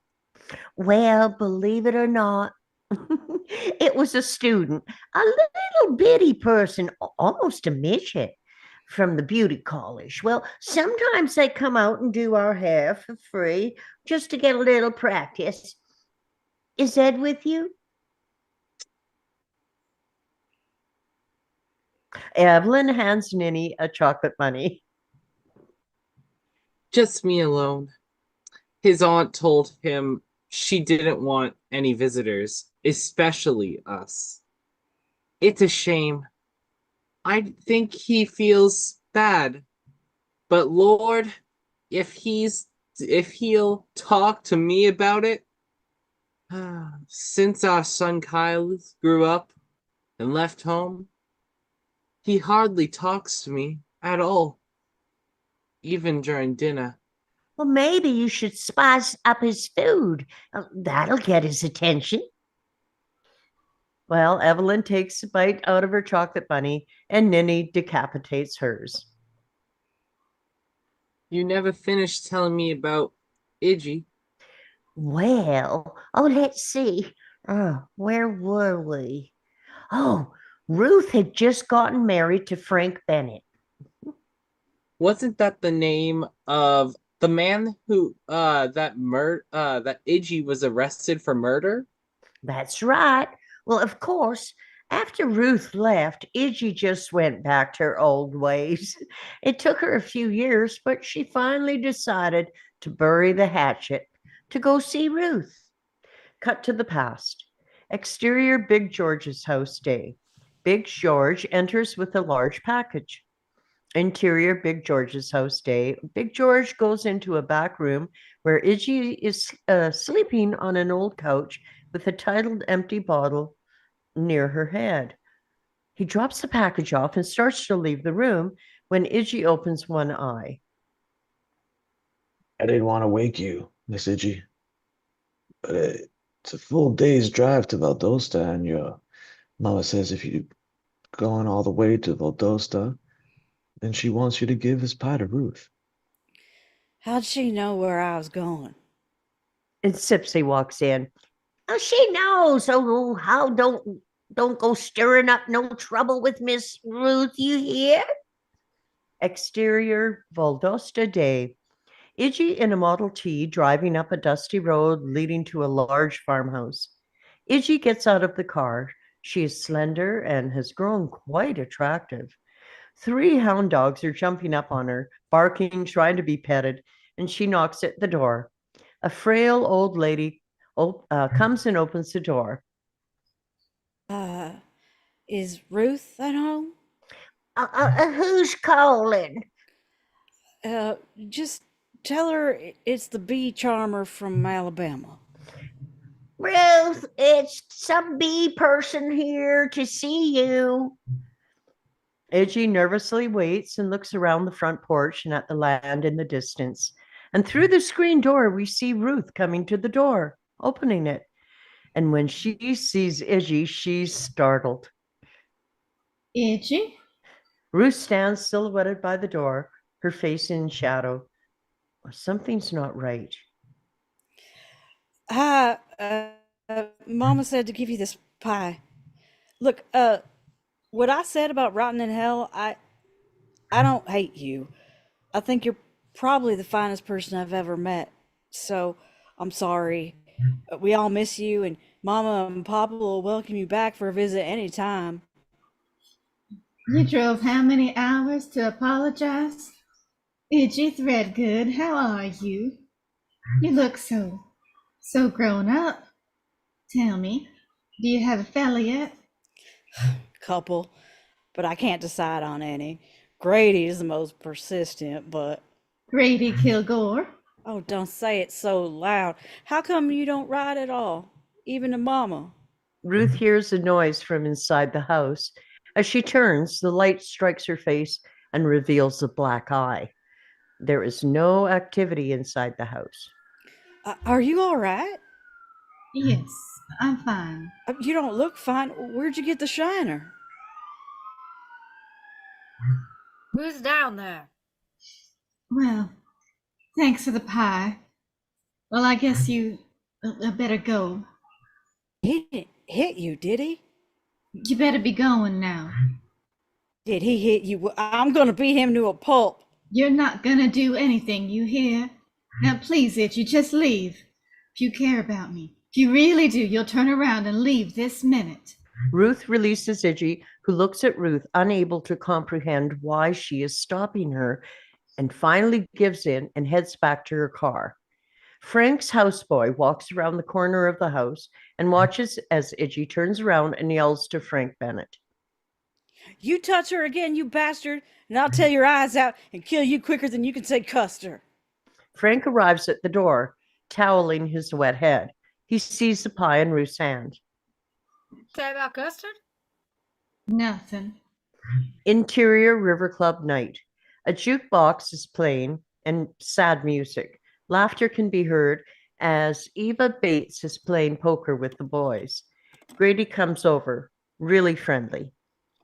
Iggy, Grady, you've been ducking me. What do you say? I say, hey, this is a bad time to be bugging me. Oh, you don't want to marry me, Grady Kilgore. If you lost your mind, go marry Gladys Motes. She just adores you. I'm not asking her. I'm asking you to be my wife. What are you going to be thinking when someone out fishing and drinking with someone other than you? You're going to be thinking you own me and you want me and you're going to be madder than a wet hen. A cute guy named Kirby walks by and winks at Iggy, and Grady notices. Who's that? You're not from around these parts. Just someone who's real good with a rifle. See, Grady, you're not even married and you're already jealous. I'm not jealous. You're just a goofy girl, Iggy Threadgood. Iggy jumps Grady and knocks him to the floor. Who you calling a goof? You! Now stop it, Iggy, before I get mad and I'll hurt you. Oh, just try it. They wrestle some more, rolling around until Grady gets on top of her and pins her with his considerable weight to the ground. But Iggy just refuses to stop struggling. Give up. Never. Stop it, Iggy. Okay, just let me up.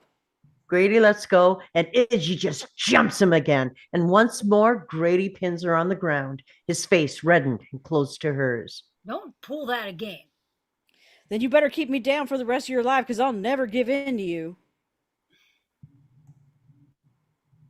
Grady finally got exhausted and gave up. Try as they might, none of these fellas at Eva's place could tame Iggy for any length of time. Well, about a year later, a letter came from Ruth. Interior Threadgood house kitchen. Simpsy is baking. Iggy runs to the door, and Mama nods towards Big George, who holds a letter. Iggy pulls out a newspaper clipping and a torn page from the Bible. What's this? This isn't a letter. Mama puts on her glasses. I'll bring it here. She looks at Iggy and begins to read the newspaper clipping. Oh, this is Ruth's mother's obituary. Oh, she died last month. Oh, no. Oh, and this is from the Bible. Oh, from the book of Ruth. Oh, she's underlined something for you. And Ruth said, whither thou goest, I will go, and where thou longest, I will lodge. Oh, lodges. Yeah, I will lodge, and thy people shall be my people. Iggy's eyes meet Mama's. Exterior near Valdosta, day. Country road, overhead shot of car and truck. Exterior Bennett house, day.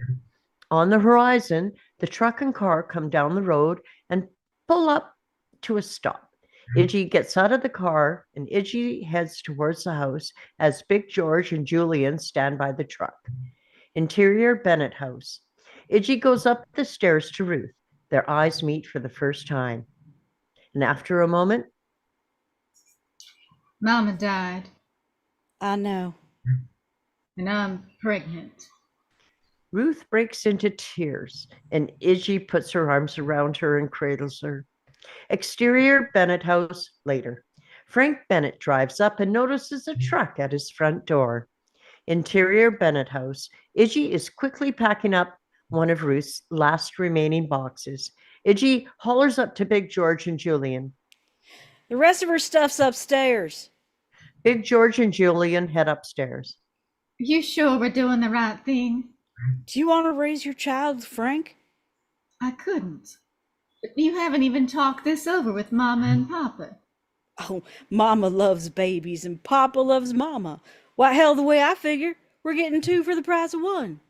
Julian and Cleo are coming downstairs with the trunk and head out the front door when Frank comes in the back door with his hired hand. What the hell's going on here? It looks like your wife's leaving you, mister. Frank looks at Iggy. Who the hell are you? I'm the one she's leaving with, pea-brain.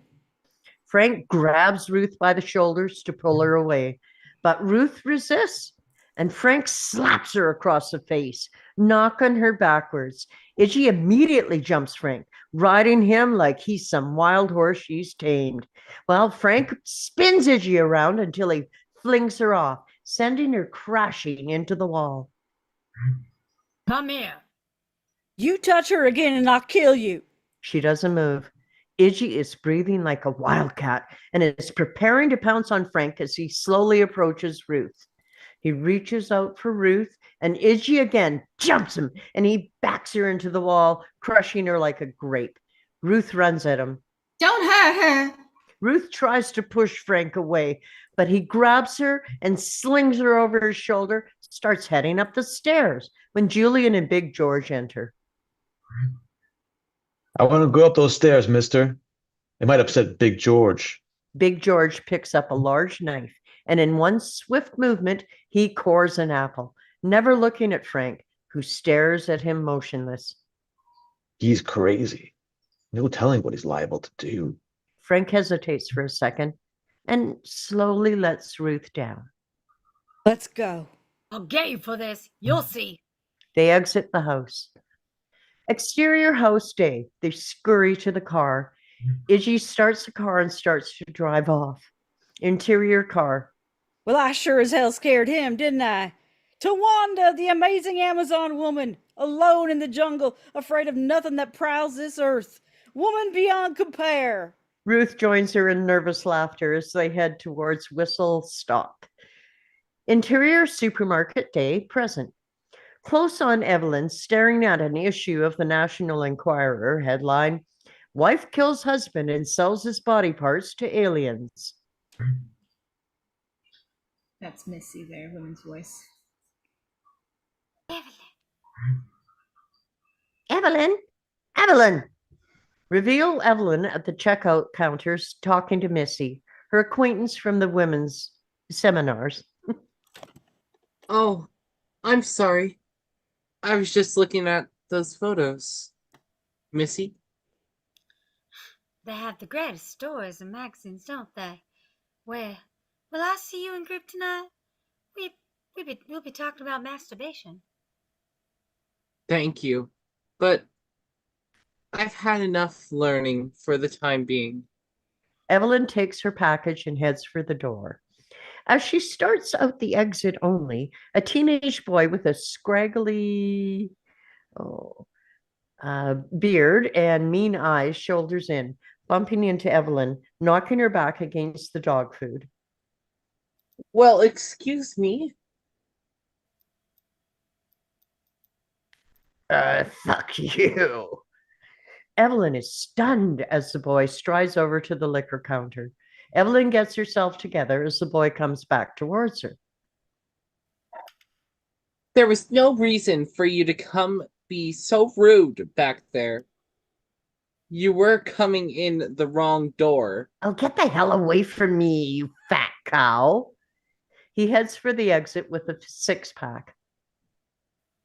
What did you just call me? The boy exits fast. Evelyn pursues. Exterior parking lot day. The boy climbs into a battered pickup with fat tires and a tough girl in the passenger seat. Evelyn is on his heels, her groceries in her arms. Why did you call me that? What have I ever done to you? Why are you being so mean to me? Beat it, you bitch. The boy jams the truck into gear, backs out fast, tires squealing, girl laughing. Evelyn tries to follow him. As she runs, her bag breaks, groceries spilling all over the pavement. Interior Rose Hills Nursing Home Hall day. Ninny walks through the visiting wing. An old man is sitting in a wheelchair. Ninny stops. How you are doing today, Mr. Dunaway? You have the most beautiful eyes. Ninny continues around to the side corridor that is deserted, except for a few rows of walkers and wheelchairs. She finds Evelyn sitting all by herself in a wheelchair with big tears running down her face, eating a baby Ruth. Oh, honey, what in the world is the matter? I don't know. She continues to cry and eat her candy. Oh, come on. I need some exercise. Now tell me, what's bothering you, sugar? I just feel so useless, so powerless. Oh, everybody goes through that. Oh, And I can't stop eating. Every day I try and try, and every day I get off. Hide candy bars all over the house. a candy bar's not going to hurt you. One, no, but not 10 or 11. And I can't even look at my own vagina. Oh, now, honey. Oh, I can't help you on that one. Mm. They go outside and continue rolling around. Evelyn gives Ninny a box of Cracker Jacks. I wish I had the courage to get it over with and get really fat. Oh, Mrs. Threadgood, I'm too old to be young and too young to be old. Maybe I'm just crazy. You getting hot flashes? Well, sometimes. Do you get the sweats on your heart starts pounding? How did you know? Oh, it's simple, honey. You're just going through the change. I used to burst into tears for no reason at all. Oh, you need some hormones and maybe some stress tabs and number 10 for good measure. Really? Is that all? Yes, honey. Oh, you just get yourself some hormones. And then you get out of the house and get yourself a job. Oh, and with your pretty complexion, I'll bet you'll be great with Mary Kay Cosmetics. I know how you feel. I was about your age when I had my child, and then I went through the change of life. I didn't know you had a child. Oh, yes, I did. Oh, his name was Albert. Oh, he was a injured child. So I had him with me until he was 30. And then he just went to sleep and never woke up. She puts the picture back on the dresser. The doctor said that it would be best if he didn't even see, if I didn't even see him at all. Well, he said because of an injury, his mind would never develop past the age of 5, and that I should put him in an institution because the burden of raising a child like that would be too great. I thought about Ruth. Oh, she called children little gifts from above. I just smiled and asked her, I asked for the baby. Oh, how could that sweet, precious baby ever be a burden? Why, from the minute he was born, Albert was the joy of my life. Oh, the Lord's greatest gift. And there wasn't a pure soul that ever lived on this earth. Oh, sometimes I just can't wait to get to heaven and see him. Ninny digs in her crackjack box and pulls out a small prize as Evelyn looks at her lovingly. Oh, Evelyn, look! A little chicken. Just what I like. Interior, Threadgood Kitchen Day, 1932. Oh shit, it's air. Everyone jumps for joy. Everyone includes Ava, Reverend Scroggins, Julian, Grady, Pete. Baby's wail is heard in the distance. Hot damn. As they all slap each other, the Reverend tries in vain to retain his dignity. Julian pours whiskey into their teacups. I think a little prayer. I think Thanksgiving would be. God damn it to hell, son of a bitch, she did it. Here's to Ruth. Everybody picks up a teacup. To To Ruth! Ruth. They all drink. Best goddamn tea in the state. Interior bedroom day. Ruth is sitting up in bed with a blue ribbon tied around her head, looking beautiful. Mama, Papa, and Iggy are gathered around the bassinet looking at the baby. Oh, here he is. Just look at that precious boy. Oh, look at that, Papa. Papa looks. I pick him up. Of course. She does so gently. Careful. Hi, little fellow. What's his name? Well, I discussed it with Mama and Papa, and I like to call him Buddy Jr., if it's all right with you. Iggy stops rocking the baby and is clearly moved, trying not to cry. Yeah, that's just fine with me. Hey there, little buddy. Buddy Threadgood. Yeah, that's just fine. She looks back at Ruth and smiles. Mama tugs at Papa's sleeve. With little Buddy, well, here now, Papa, go on. Oh, well. Now that you girls have this responsibility and Iggy's been wanting to open up a cafe, well, we thought, Papa's giving you money to help you get a head start. Thanks, Papa. Exterior Whistle Stop Day. Iggy is painting Whistle Stop Cafe on a sign, and Julian and Big George are carrying a stove in while Sipsy and Ruth watch, directing. Sipsy is sweeping, Ruth is planting rose bushes. Interior Cafe Day. Fibber McGee and Molly is on the radio. The place is full of railroad men. Iggy is serving a big table full of men, including Grady, Pete, Wilbur, and Julian. A stranger comes in the door and nervously walks up to Iggy. He is wearing a worn-out dirty jacket, frayed brown shirt, cracked leather laceless shoes. His name is Smoky Lonesome. Miss, you won't happen to know where you could buy a pint in this town? You mean liquor? We can't sell that stuff here, but you go straight up that street to that greenhouse that says Scroggins, he'll sell you some. And don't let him tell you he's really a preacher. That's just his cover. yes, sir. He's got the best stuff in the state of Alabama. Thanks. He heads across the street to Reverend Scroggins' place. Everyone in the cafe watches as Scroggins reacts with fury. The cafe boys laugh and smile. That's the 10th time you've done that.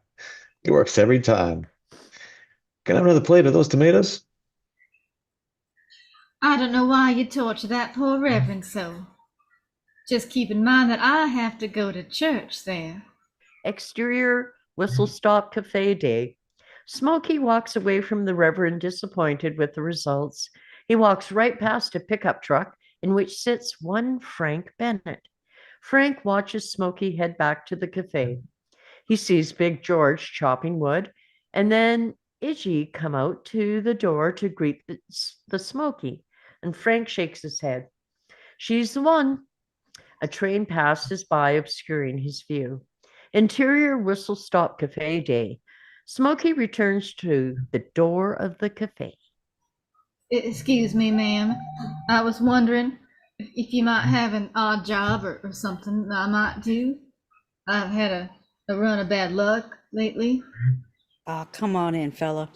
I think we can find something for you. What's your name? Smoky, ma'am. My friends call me Smoky Lonesome. Well, Ruth, this here's Smokey, and he's going to be doing some work for us. Well, that's fine. Nice to meet you.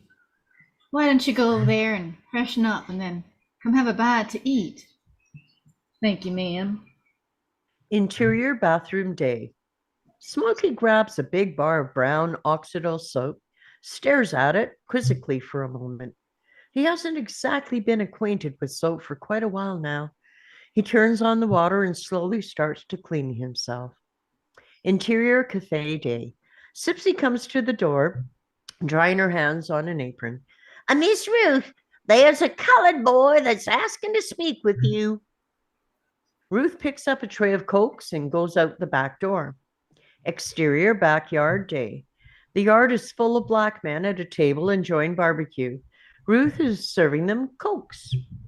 Interior cafe day. Sheriff Grady Kilgore is at the window watching Ruth outside. Grady walks over to Iggy and speaks intently. Now, Iggy, I'm trying to warn you as a friend. I'm not saying who, but there are some people in town who don't like you selling to colored folk. Well, Grady, tell what you want. The next time those some people come in here, I'll ask them if they don't want anybody to know who they are under those sheets. Then they go marching around in one of those stupid parades you boys have. Why don't they have enough sense to change their shoes? Wait a minute, Iggy. Oh hell, Grady, y'all ain't fooling anybody. Why, I'd recognize those size 14 clodhoppers you got anywhere. Grady looks down at his feet. Ruth re-enters and joins them, giving Grady a disarming smile. Would you like some more pie, Grady? Talk to the boys, but you make sure that you keep them at the back door, you hear? Grady gets up to leave. Now, bye, Ruth. She waves goodbye to Grady. Sipsy comes in, bringing clean silverware as Grady exits the cafe, and Smokey walks out of the bathroom cleaned up considerably, with numerous bloody nicks from shaving. He sits down, and Ruth serves him a feast consisting of fried chicken, black-eyed peas, turnip greens, fried green tomatoes, cornbread, and iced tea. Smokey is overwhelmed. He looks at Ruth like she's the real Madonna. You're going to get yourself in a whole bunch of trouble. Oh, he's harmless. When his own daddy died, he didn't shed one tear. But when he found out the old colored man who raised him had passed away, he got drunk and sat down at the river 3 days crying like a baby. Remember, Sipsy? Oh, yes, but he wasn't joking now. He won't sit in the same room and have a meal today. It sure don't make sense. I mean, a big old man like Sheriff Grady scared of sitting next to a colored child, but he eats eggs, comes right out of a chicken's ass. Ruth and Iggy laugh until they notice Smokey struggling with his food.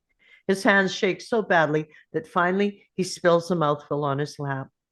Iggy puts her hand out to Ruth. Smokey, come on, let's take a walk.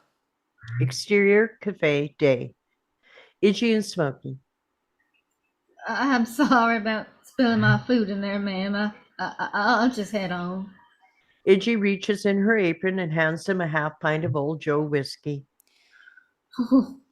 God bless you for a saint, man. I've been on the rails for a long time, and I've seen a lot of most everything except kindness. Interior cafe day. Ruth watches as Smokey and Iggy sit down on a log and they talk. Interior back of cafe night. Ruth is adjusting covers on the baby's bed. She has a baby bottle in hand. She takes a blanket off of her bed and heads outside. Interior shack out back. Ruth sees Smokey sleeping and gently puts a blanket over his body. He turns and looks at her. She is illuminated only by the amber glow of a kerosene light. God bless you, man. Interior cafe night. The place is empty except for Sipsy, who is sweeping, and Grady, the lone straggler who is sitting at a table chomping on a toothpick, stacking up poker chips. Iggy is trying to diaper the baby. Amos and Andy is heard on the radio.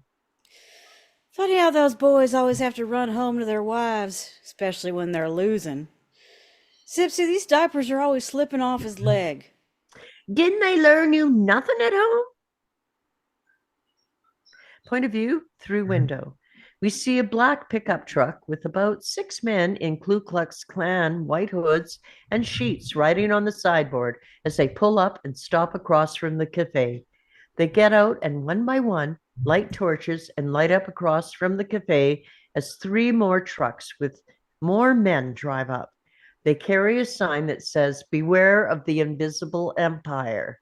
The torch and the rope are hungry. Interior cafe night. As the light from the torches flare in the black night, Sipsy looks up and sees them first. "Oh, Lord! Oh, here they are! I knew it! I just knew it!" What is it? Iggy walks over and looks out. Oh, shit. Exterior night. A group of men stand there. Grady gets up and goes over to the window and looks out, still picking his teeth. We see 2 more trucks pull up at the sound of the car door. As the sound of car doors slamming and men shouting gets louder and louder. God damn you, Grady. I ought to kick your butt. Grady is still picking his teeth and looking at the men calmly. Those aren't our boys. Then who the hell are they? I don't know. But that's what I'm gonna damn well find out. They gather around Big George menacingly. Iggy sees this, and she's out there like a shot. Exterior cafe night. Grady heads over to the robed group of men with Iggy in close pursuit. Big George has a shotgun in his mouth, and 2 men are wrapping a rope around his body. Let go of him. Iggy, let me handle this. Let go of him, you hear? He's my hired man and he ain't done nothing to nobody. Grady has to physically restrain Iggy from getting into an altercation. We see how you treat your niggas here, and we don't like it.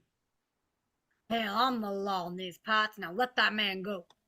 Pete Tidwell and Charlie Weems and about 3 or 4 more men from the town come around the corner and just quietly stand on the corner watching. The hooded men glance over at them. Let him go for now. Iggy goes to him, undoes the rope, and escorts him out of there as Grady continues his conversation. Seems I didn't recognize any of you. Y'all ain't from Whistle Stop, are you? Interior, back of cafe, sitting room. Ruth has just finished closing the door to the cafe behind her. Sipsy is rolling down the shades. "I told Miss Iggy this was gonna happen, but she didn't listen to me." Ruth heads for the back room. As she enters the room, she stops dead in her tracks, terrified. Standing in the back room is a hooded figure who has come in the back door. He just stands there, his eyes burning a hole through her. Sipsy comes through the door and stops dead. "Oh, Lord!" Who are you? What do you want? The hooded figure's eyes dart around the room as if he were looking for something. Where's the baby? Ruth hears his voice, looks down at his black, shiny boots. Frank. He spots the baby in bed and takes a step forward and towards him. Ruth runs after and gets the baby as Sipsy packs the broom, and she still has with her in Frank's direction. "Scat you! I ain't afraid of no white robe man. No, sir. No, scat." Get out of here. Leave us alone. Oh, come on now, Ruth. You wouldn't want to not father the rat to see his own son now, would you? He takes another step forward. "Stay back!" It's my boy, ain't it? Smoky Lonesome appears at the door. Everything all right, ma'am? Our guest is just leaving. Another hooded man with a torch hangs on the window and motions for Frank to come out. We hear the sound of trucks starting up and driving around the cafe, blowing horns. Come on, we're heading out. Frank stands there looking at the baby. The man at the window is frantic this time, bangs again, motions for Frank to come. Frank looks at Ruth.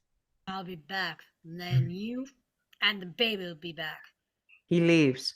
Smokey stares at Ruth, shaking in his boots, and he starts to go too. Thank you, Smokey. You don't have to go. You're welcome, ma'am, but I have to go change my breeches. Interior cafe. Big George is catching his breath as Iggy puts a dressing on his wounds. He leaves. I've got to thank you, Iggy. Get it? You'd have done the same thing for me. Who the hell were those assholes? Just a bunch of old Georgia boys out to throw a little scare in you. One of them was over here the other day for something or other and saw you was calling food to the coloreds and thought he'd try to shake you up a little bit, that's all. How'd you get them to leave? I just told him that we sure as hell don't need anybody from Georgia coming over here telling us what we can and cannot do. They won't be back, I can guarantee you that. See you in the morning. Interior Baca cafe. Iggy walks to back room. She sees Ruth's face. What's wrong? It was Frank. He saw the baby. Are you sure it was him? Yes, I'm sure. Don't you worry. If he's dumb enough to come back here, Grady and the Alabama boys will take care of him. And if they don't, I will. Iggy, I don't want you taking any chances. Promise me you won't do anything crazy, no matter what. Me? Not me. And I think we'll take a pause there. Yeah, 'cause I gotta get going, guys. Yep, I figured. Tamir, you probably have to go too, right? I don't want to. No, I think I have to. Bye, Aubrey. Have a good shift. Bye.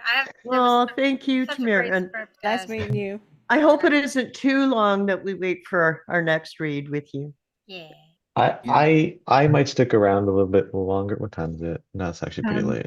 Oh, I'm like, no, Yeah. you have to go. I'm like, oh, I have to go too. Yeah, we still have like 60 Yeah. more spots to read. Yeah, no, I gotta go. More All than right, 60. bye everyone. Have a Bye, good night. everybody. You have a good Night. Bye. All right. night, Aubrey. Mhm. Bye. Pause the share screen. All right. Oops. Be right back. What was that? Yeah, take a 5-minute break. See you. All right. I'll figure out the cast. I'll recast the rest of this thing here. All right. Pause the recording.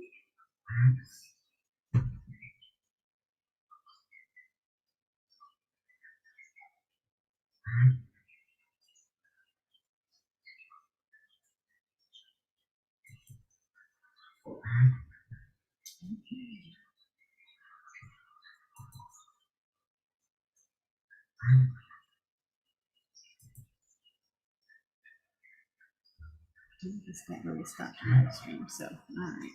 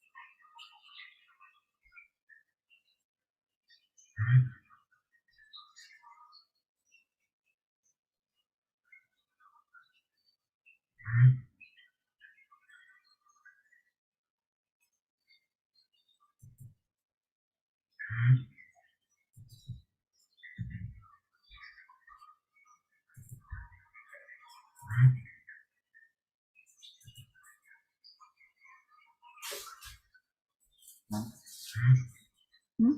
What did you do with that after the drink? Yeah.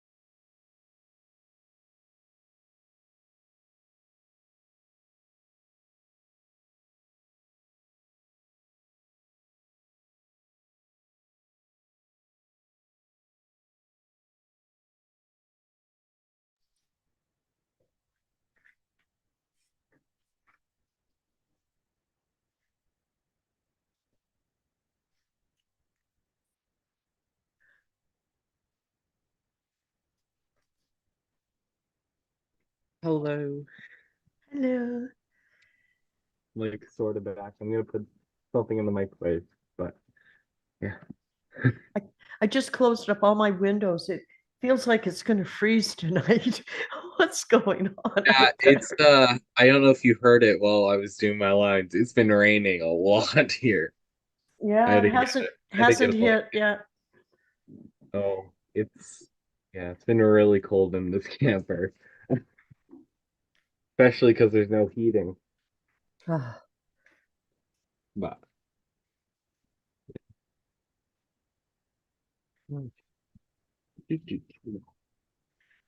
yeah, it's really something when you want to have the air conditioning on and turn the heater on later in the same day.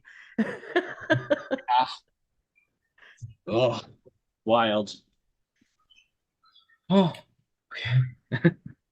Breathe. I had to grab a blanket while we were doing our thing. I was like, I put a sweater on.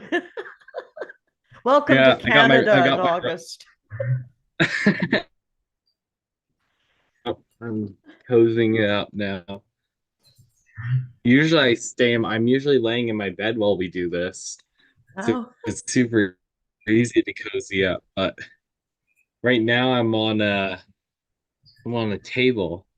So and I'm on a very uncomfortable, well, I shouldn't say very uncomfortable. It's a moderately uncomfortable little chair.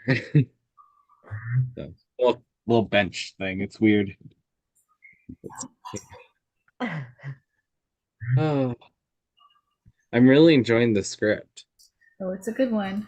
It's a It good yes. one. is. It's so many twists and turns. I'm like, oh.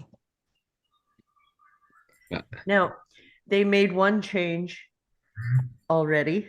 Um, when she went to get Ruth and they were all packed up and everything, he didn't just let her go in the movie. He pushes her down the stairs. He pushes Ruth down the stairs while Pushes she's her down pregnant. the stairs. Yeah, Oh my yeah, gosh. yeah. It's like wrenching. It's Because really she's a pregnant too. yeah. It's a powerful moment in the movie. Yeah,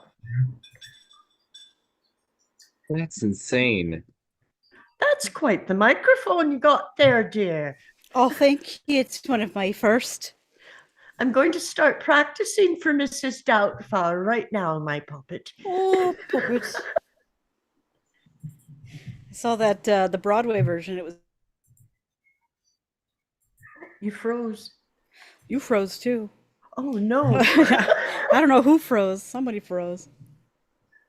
What did you see, Jackson? I think you guys are all frozen. That's a good answer. Let it go. Here, while we're on intermission, I can show off my. We've got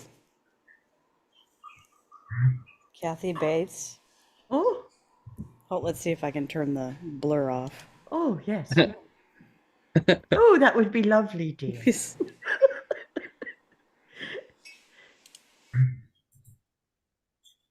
Okay, we've got Kathy Bates as Ah, Evelyn Couch. yes. Oh, that's who I'm playing. Yes. Yes.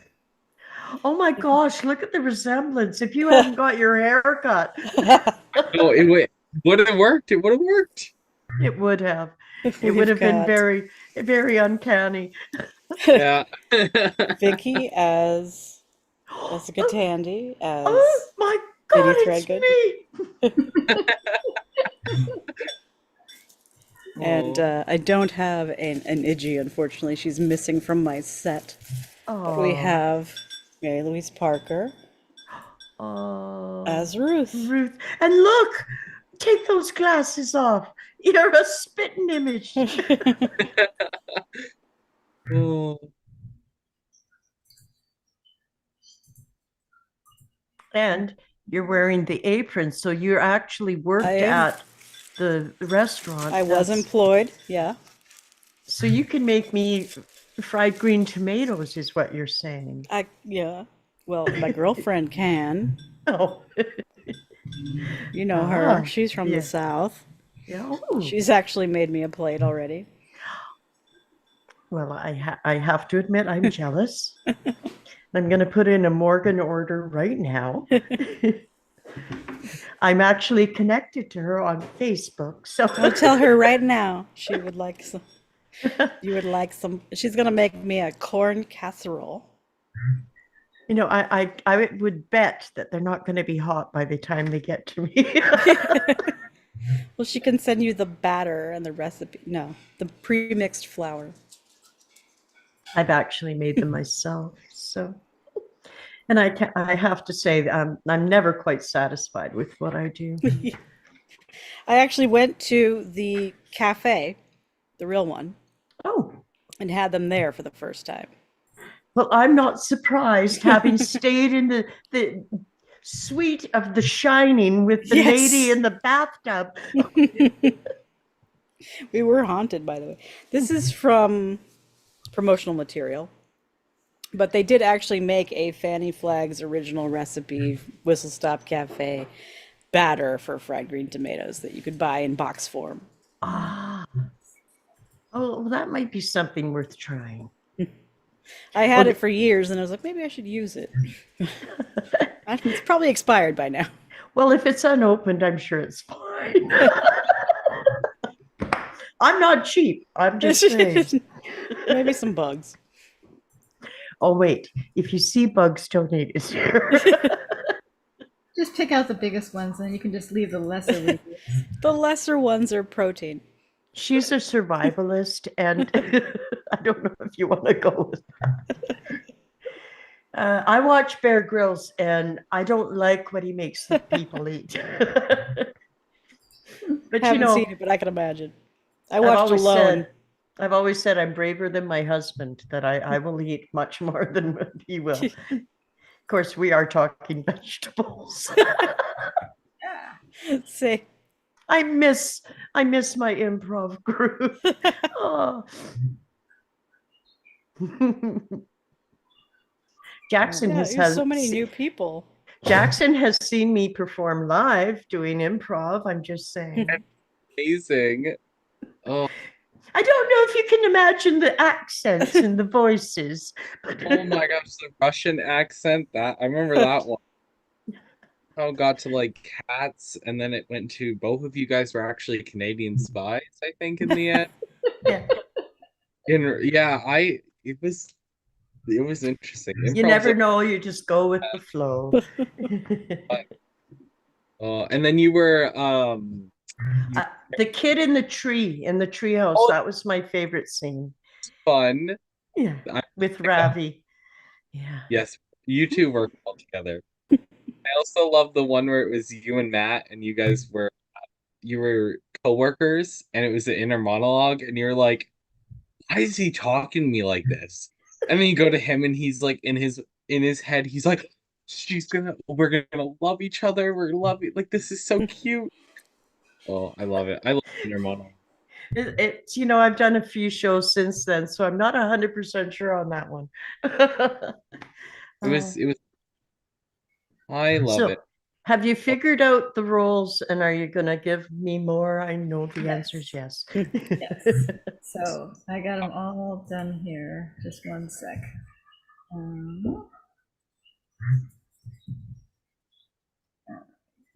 take this one. One sec. All right, I think I got the last one moved. All right, so I'm gonna go ahead and share a screen on this one, and if you have, let's see, I gotta go back to Zoom and make that full, and share screen. Let's see, here we go. All right, so Jackson. Oh, hi. Hi. I've given you some of, since we lost two, I'm giving you some of their roles and a few other ones. Oh, I got my husband. Let's go. So most of them are in the last act 5, but a few are in Act 4.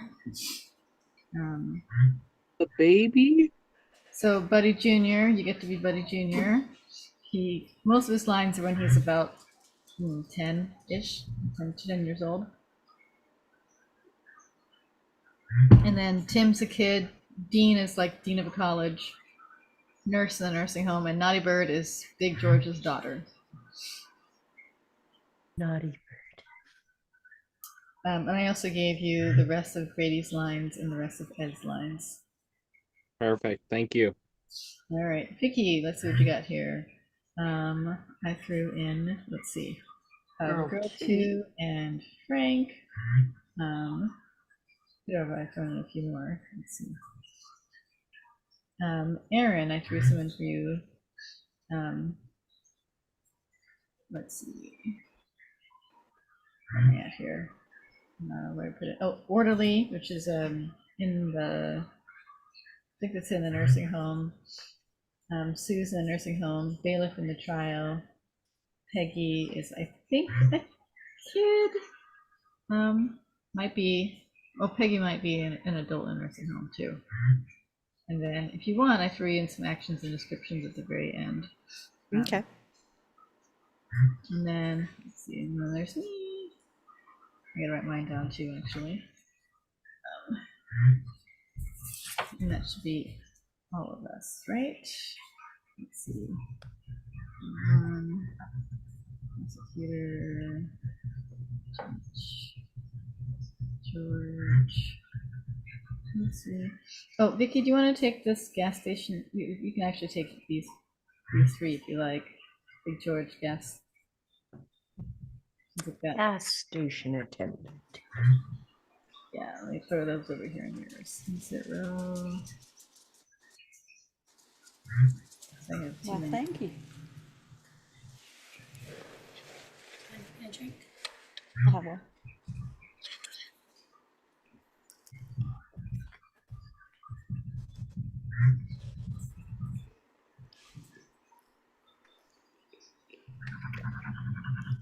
Got all those?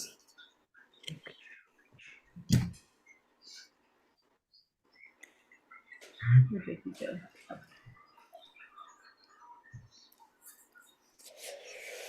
What does that say between Big George and the gas station? OC. I think is a kid. Just has one line. Might be somebody else. I'm not sure who OC is. I'd have to look and see.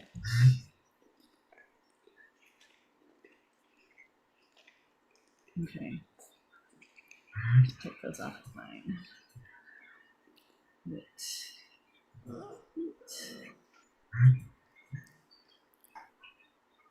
And I think I got to reassign that one. Girl one. Make sure there's nothing else left. Yep, it looks like everything. All right. And the script.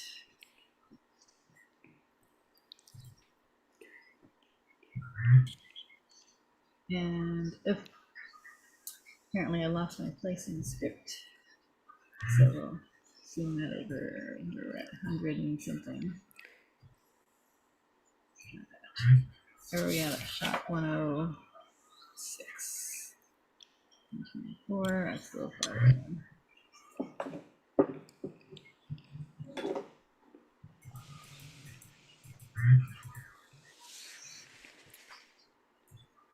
And that's too far back. Oh no, 106. There we go. Okay, so we just finished that scene. Yep. We'll make that a little larger because it got smaller again somehow. That's a little too large, isn't it? How's that? Does that work okay? Yeah.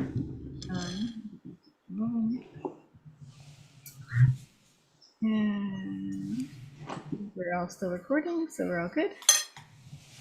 Right. Okay, so we'll get back right into Act 4-ish.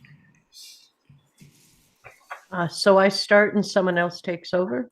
No, I think I'm gonna start action descriptions here, and then Aaron will pick it up at shot 142. Okay. You just finished, right? Yeah. All right.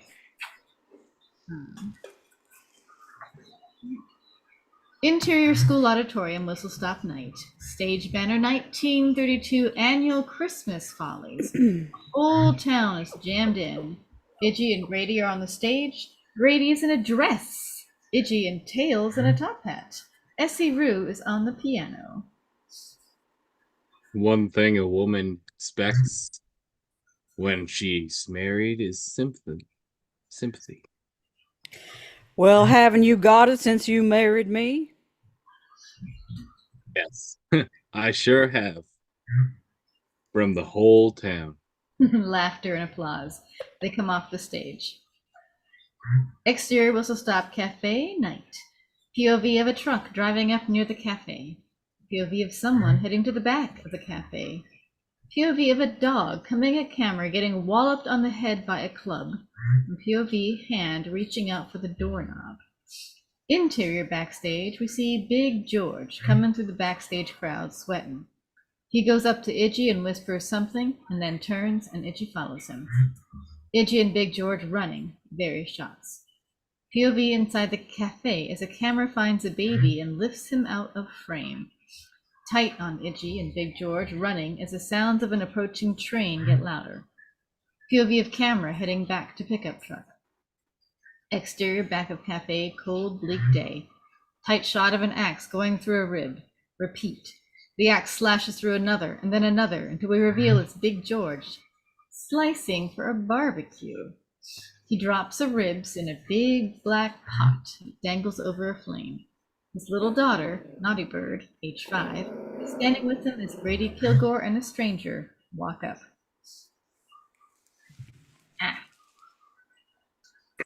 Exterior back of cafe, Grady takes a photo out of his vest pocket. You see this man around here in the last couple of days? Big George looks at it. A tight on the photo of Frank Bennett. No, sir, I sure ain't. You sure? Yes, sir. When we're gonna get us some of that barbecue. In a few minutes, sir. Yes, sir. Interior kitchen day. Sipsy walks in and sees Iggy and Ruth in separate corners, laughing their heads off and covered with water and food. What is going on here? She tried to teach me how to cook. Iggy laughs as it's the funniest thing in the world, as does Ruth. Sipsy just stares at these two. Tasty. Oh, sorry. Taste these fried green tomatoes. These don't taste like you're cooking, Miss Ruth. I can't cook at all. Too much pepper, the crust falls off because Ruth gave me the wrong recipe. She cackles even louder as she tries to stand up and can't. Iggy throws an egg at Ruth, who miraculously catches it. You're truce. Mr. Grady is in the cafe with some strange-looking mans. Nothing new about that. Ruth stands and throws a green tomato at Iggy, who juggles it with 2 salt shakers. Iggy goes to see Grady. Interior cafe, Grady walks over to Iggy and Ruth joins them. Hi there. What can I do for you boys? Ingy. This here Officer Chris Snoot. He's over here from Georgia, looking for a fella. Do you recognize him? Iggy looks at Ruth then. No. Well, that's my husband, but I haven't seen him in some time. I heard he got run over by a Brinks armored truck. What's he done? Curtis Smoot is a weasel-looking man with a tight, high voice. Nothing we know of. We're trying to find out what's being done to him. He told his hiring man he was coming over to see his wife and baby, and he ain't never shown up back home. Hell, I keep telling them if he showed up in this town, we'd all know. He looks kind of sissified, if you ask me. From what I hear, most of you boys from Georgia are a little light on your feet. That's what I heard. I don't suppose I could interest you in some pie? No, but that barbecue smells mighty fine. Best damn barbecue in the state. Interior cafe, late afternoon. Curtis is sitting alone by the window. Music is on the radio. Smokey Lonesome is doing the dishes. Here you go. That's the 4th one today. I swear you're about to eat up all my barbecue. Sit down. Iggy does so. Curtis leans across the table menacingly. You're not fooling me, girly girl. I know who you are. I heard from Bennett's hiring man that you threatened to kill Frank Bennett. Now, he ain't shown up dead yet, but if he does, you're gonna be in a whole mess of trouble. You understand? What we're talking about here is murder. Running a fool of the law. Nobody gets away with that. Not even you bunch of Alabama smart ass. Iggy is listening. And if I find somehow, as I have his, so much as I have his, I'll arrest you faster than you can slap a tick. 'Cause I'm the law. And you can't beat the law. Interior backroom day. Iggy is holding the baby over her head, playing with it. The baby is laughing. Tell me what he said. I told you. He said that was the best damn barbecue ever had. That's all? No. What else? Said the pie was pretty good too. Exterior Big George's house, Troutville day. Curtis Smoot is parked outside Big George's house, leaning against his car. His wife, Anzel, is on the porch watching Naughty Bird. Naughty Bird is hanging on Big George, who's at the car looking at a picture. You sure never seen this man, boy. No, sir. Oh, I done tell you over and over, I ain't never seen this man. You do anything for Mrs. Iggy's. Wouldn't you? Oh, yes, sir. Would you kill for her? What do you kill for her? No, sir. Aha. Well, maybe one of these days you'll tell me the truth. Just remember, we hang lying N-words just as fast in the Georgia as you do. Yes, sir. I remember. Iggy watches from the distance. Interior Whistle Stop Cafe night. Ruth is sitting by the table. One light is on. She's reading. There's a loud cry from the back of the cafe. She gets up and hurries to the back. Buddy is crying. She picks him up and brings him into the cafe and fixes him a bottle. Exterior Big George's house later that night. Iggy is talking to Big George, then waves goodbye and walks away into the windy night. Interior Whistle Stop Cafe night. Ruth still rocks Buddy in her arms, but now he is sleeping. A shutter slams against the wall, startling Ruth. She walks over and latches it shut. She stares another window and watches the trees swaying in the breeze. She goes to the front door and locks it. She sits back down with Buddy as the sound of an approaching train fills the air. What are you doing up? Ruth nearly hits the ceiling. Iggy is covered in mud. Are you okay? No, he scared me out of my wits. What in God's name is going on? Beats me? Are you staying here to protect Buddy and me? No. Then, why haven't you gotten married? What's gotten into you? Is it because of me? Am I being selfish and keeping you from starting your own family? No, it's not your fault. I've just never met a guy who made me feel comfortable like you do.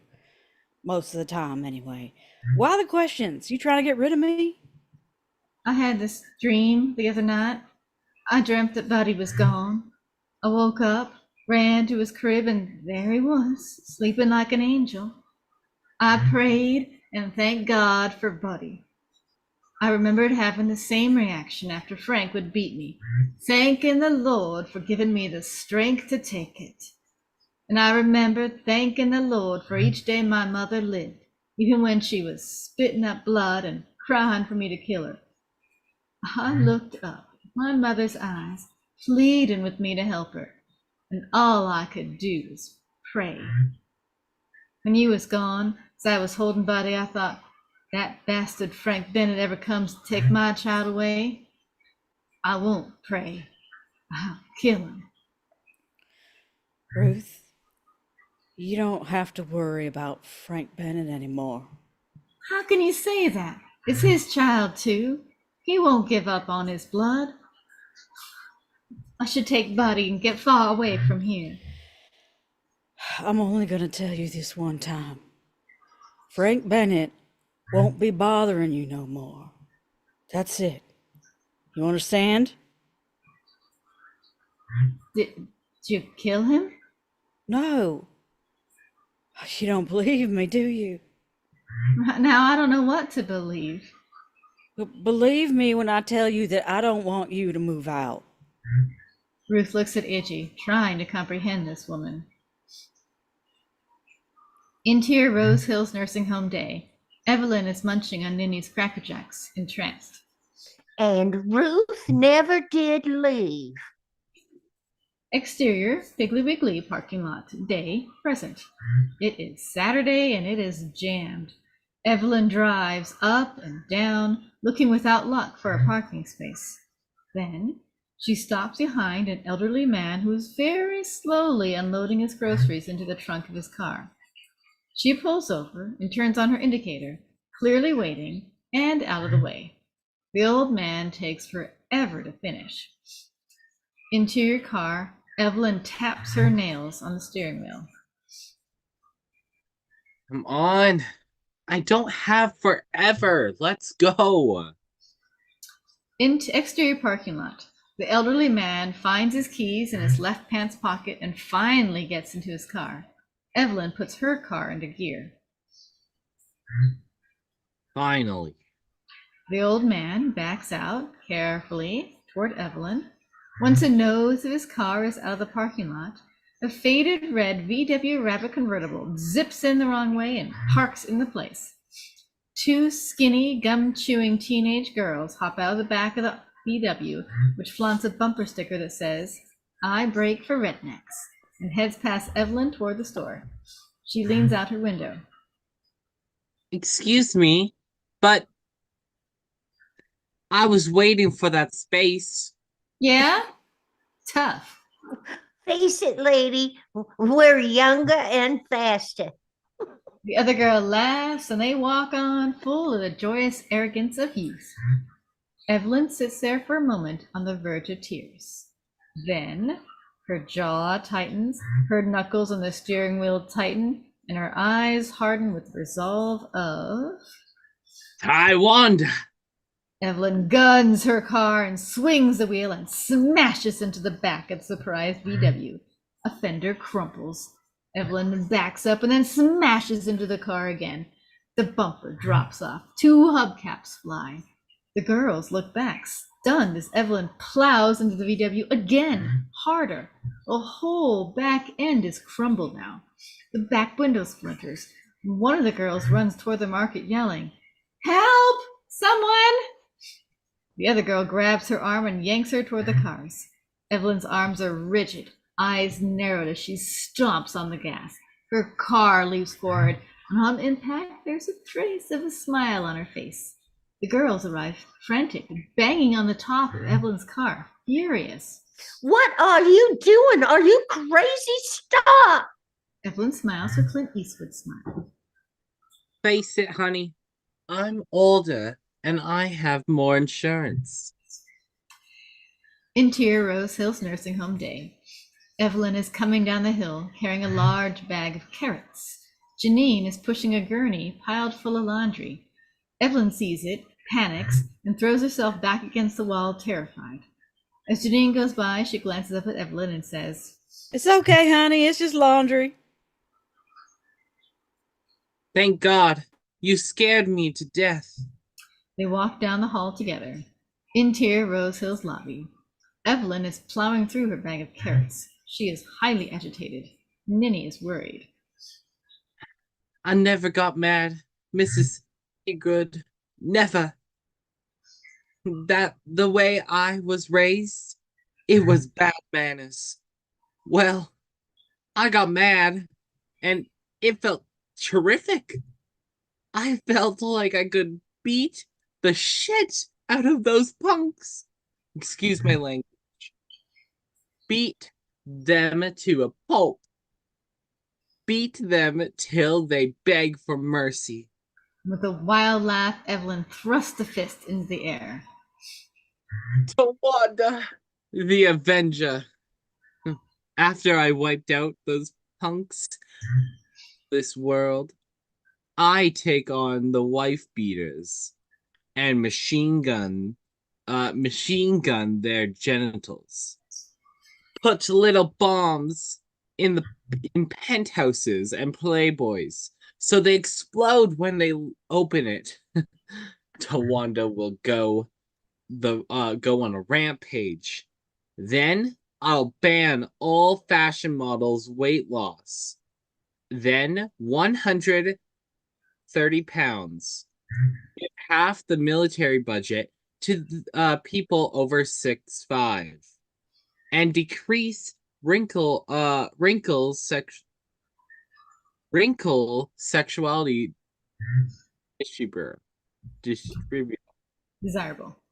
desirable. She thrusts her fist into the air.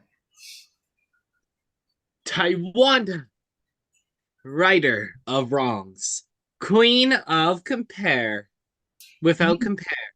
Minnie looks bewildered. How many of them hormones are you taking, honey? Interior couch house day. Dinner is on the table, but Evelyn isn't sitting. Her place is already gone, and Ed's meal waits for him. Evelyn is running in place in her sweats on a little trampoline. Ed walks to the table. What what I can't understand is how you could hit someone 6 times by accident. Oh, Ed, don't make it a big deal. Don't make a big deal about it. He tastes his supper and almost spits it out. What is this? It's a lower coleslaw cholesterol meal. Are you trying to kill me? If I was going to kill you, I use my hands. Ed stares at her in total disbelief as she continues jogging, and a baby Ruth falls out of the pouch of her sweatshirt. Interior Rose Hills Nursing Home Day. Ninny is sitting by a window. A light rain is falling outside as Evelyn walks down a long corridor toward her. I'm worried about my little friend Evelyn. She said her husband Ed will just be sitting around watching his sports on TV, and she has an urge to just hit him in the head with a baseball bat. Well, hell, that seems normal to me. Evelyn jogs into the room and Ninny gets up. Evelyn hands her a package of hard candies. Why, thank you, Evelyn. You're welcome, Mrs. Thegood. But you have to tell me something. Did Iggy murder Frank Bennett or not? Well, hold your horses, sweetheart. Where were we? You didn't kill Ed now, did you? No. Good. Anyway, 6 years had passed since Bennett disappeared, and Curtis Smoot was still hunting and packing. Exterior Whistle Stop Railroad Tracks Day, 1938. The kids are swinging from a rope that crosses the railroad tracks and jumping off when they get to the other side, just as Buddy and Iggy did many years before. Naughty Bird, Big George's daughter, says something to the boys and they stop playing their game. Curtis Smoot walks by, sees Big George working on a car nearby. Interior Whistle Stop Cafe Day. Iggy, Smoky Lonesome, and Grady are all sitting around the table having a good time, while Sipsy is dusting off a painting of the Last Supper, while Ruth looks on. Who's not sitting up there with Mr. Jesus? Why, Sipsy, they're the brethren. Well, I thought Miss Mary just had one boy. Iggy tries to suppress a laugh as Ruth realizes Sipsy's teasing. Curtis Smoot enters a cafe and glares ominously over at Iggy. Tipsy, tell the story how you got Big George off the train because his mother was heading back to see her husband, who'd been in jail for the past 3 years, and she didn't think he cottoned kindly to her being with child. Well, that's the whole story. But I tells you, the one about the woman who was having trouble giving birth, so I gave her a teaspoon of snuff, and she sneezed so hard that she shot the baby clear across the end of the bed into the other room. Sipsy, you are the founding member of the Liars Club. You ought to change your name from Kilgore to Killjoy. Smokey, tell us one of yours. A train whistles heard and then brakes, squealing. Oh, Lord, no. Naughty Bird's with the boys? They all run out of the cafe. Exterior train tracks day. What is going on with my computer? From this distance, we see a crowd is gathering. The train is stopped. The rope is swinging aimlessly above the tracks. Naughty Bird is on her knees, hysterically crying. Ruth approaches the crowd and they part. She lets out a scream when she sees Buddy covered with blood. A car drives up to the accident site.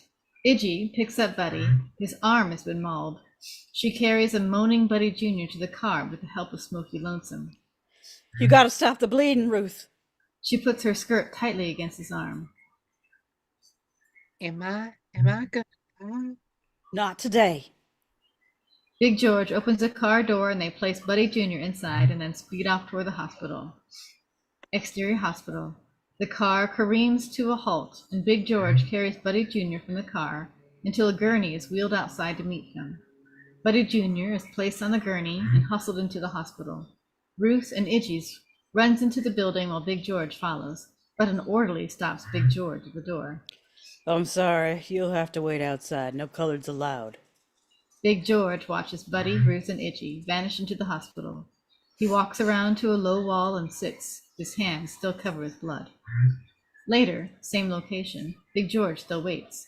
Itchy exits the hospital and sits beside him. Make it okay. Make it okay. You can do whatever you want with me, but just make it okay and make Ruth okay too, please. Amen. Exterior back of cafe, tied on a tombstone that reads, "Here lies Buddy Jr.'s arm, 1932 to 1937. So long, old pal." Idgie, a bunch of kids, black and white, and a goat are gathered around. An Eagle Scout is playing taps. Buddy Jr. and Idgie, in old army hats, are standing at attention. Buddy Jr. is saluting with his right arm. We see the left one is missing above the elbow. Ruth is praying and stops. "I can understand having a funeral for an arm, but I don't know why she insists on calling him Stump." She says that everyone is going to call him that anyway. We might as well be the first. Ice cream and cakes for everyone in the cafe. Idgie walks up to Ruth, puts her arm around her, and watches as Buddy and the rest of the town's kids head to the cafe for dessert. "My daddy used to say there's a separate God for children." Idgie squeezes Ruth's shoulder. The good Lord was watching over Stump that day, but then Grady found Frank Bennett's truck. Idgie and Big George went on trial, and I just knew Idgie'd never get out of this mess. Exterior Riverbank Whistle Stop, 1938 again. A black truck is pulled out of the river. It is rusted and worn, tight on a Georgia plate. A sheriff's car rolls out to a halt, and out walks Grady Kilgore. He stares at the license plate and confers with his deputy. He is not happy. Exterior Courthouse, Valdosta, Georgia, day, December 1938. A small southern courthouse sits proudly on Main Street. Interior Valdosta Courthouse, day, December 1938. High paneled ceilings and vanished oak grace the room. Ruth and Grady are seated in the front row. Idgie is on the stand being questioned by the prosecutor. A heavy-set, profusely sweating man with wavy hair, a gold chain watch across his vest, and an unctuous manner. "Did you know Frank Bennett?" No, sir. Murmurings from the crowd. The prosecutor looks at her severely. "You mean to tell me you never met the man whose wife Ruth is your business partner?" That's right. Scattered laughter. The judge glares and bangs his gavel. "You never threatened to kill Frank Bennett at his home in front of a hired man in August of 1938? The same Frank Bennett you did not know?" Oh, well, that was me, all right. I thought you wanted to know if we'd ever met. The answer is no. I threatened to kill him, but, we were never what you might say, properly introduced. "Is it not true that you came to Valdosta in September of 1928 and took Frank Bennett's wife and child back to Alabama with you?" Just the wife. The child came later. "How much later?" The usual 9 months. More laughter. The prosecutor is red-faced. Ruth shakes her head and looks at Grady, who is smiling. In deference to Ruth, he stops. The judge bangs his gavel. "Is it true that you spoke against Frank Bennett to his wife and made her believe he was not fit as a husband?" No, sir, she already knew that for a fact. Laughter. The prosecutor glares at the judge, who shrugs. Ruth looks down, embarrassed by all this talk. "I suggest that you bribe this poor, weak woman with promises of money and liquor, and that she lost control of her senses momentarily. And when her husband came back to get her and take her home, you and your colored man murdered him in cold blood." No, sir.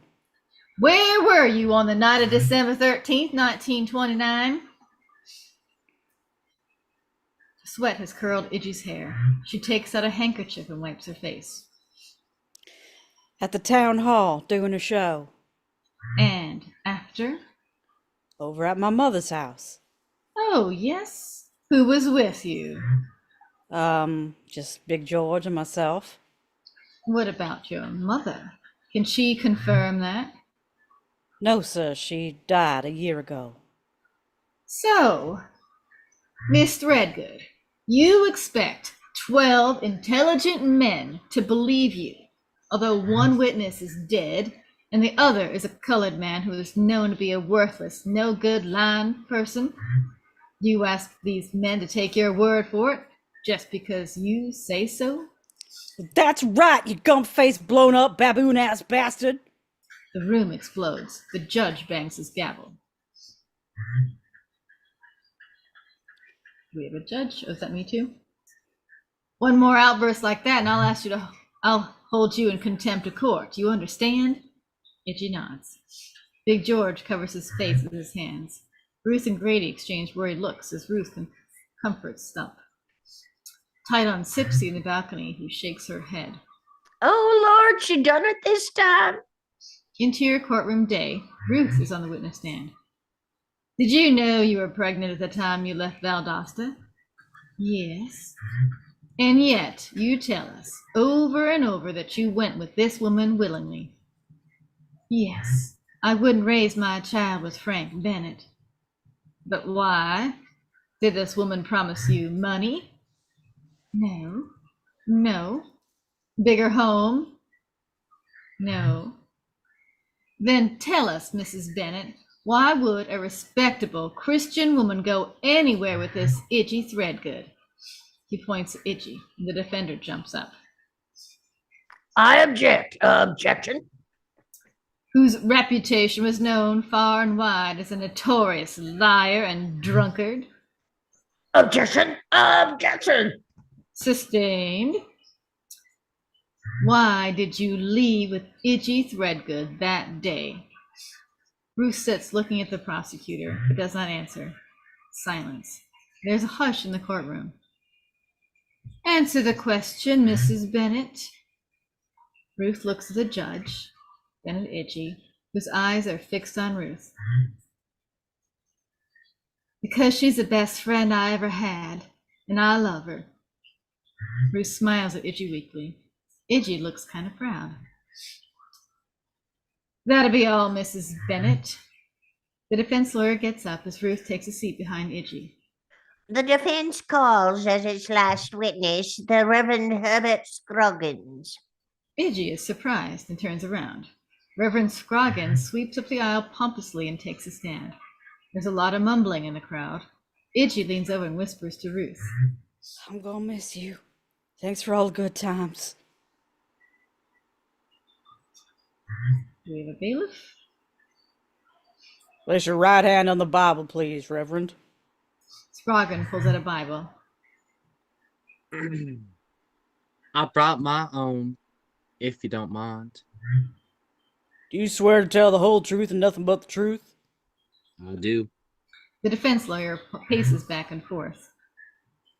You have information about the whereabouts of Itchy Threadgoods and her colored man, known as Big George, on the night of December 13th, 1929? Yes, sir, I do. Well, it's been suggested here that she and her colored man were over at her mother's house. Can you confirm that? No, sir. That is a lie. Oh, shit. Scroggins opens his personal Bible to the back. It's been my habit to write down all the dates of the activities of the church in my Bible. And I show that the night of the December 13th, 1929, I was the start of our annual revival down at the Baptist campgrounds. Sister Threadgood was there as along with her hired man, George Ullman, who was in charge of the barbecue, just as he has been every year for the last 10 years. Objection. This doesn't mean anything. The murder could have taken place any time in the next couple of days. Have you ever been to one of our revivals? Well, no. Well, you should go attend one then. Our revivals last 3 days and 3 nights, Your Honor. Are you sure Miss Threadgoods was there? Of course, I'm sure. We think so much of Sister Threadgood. Several members of the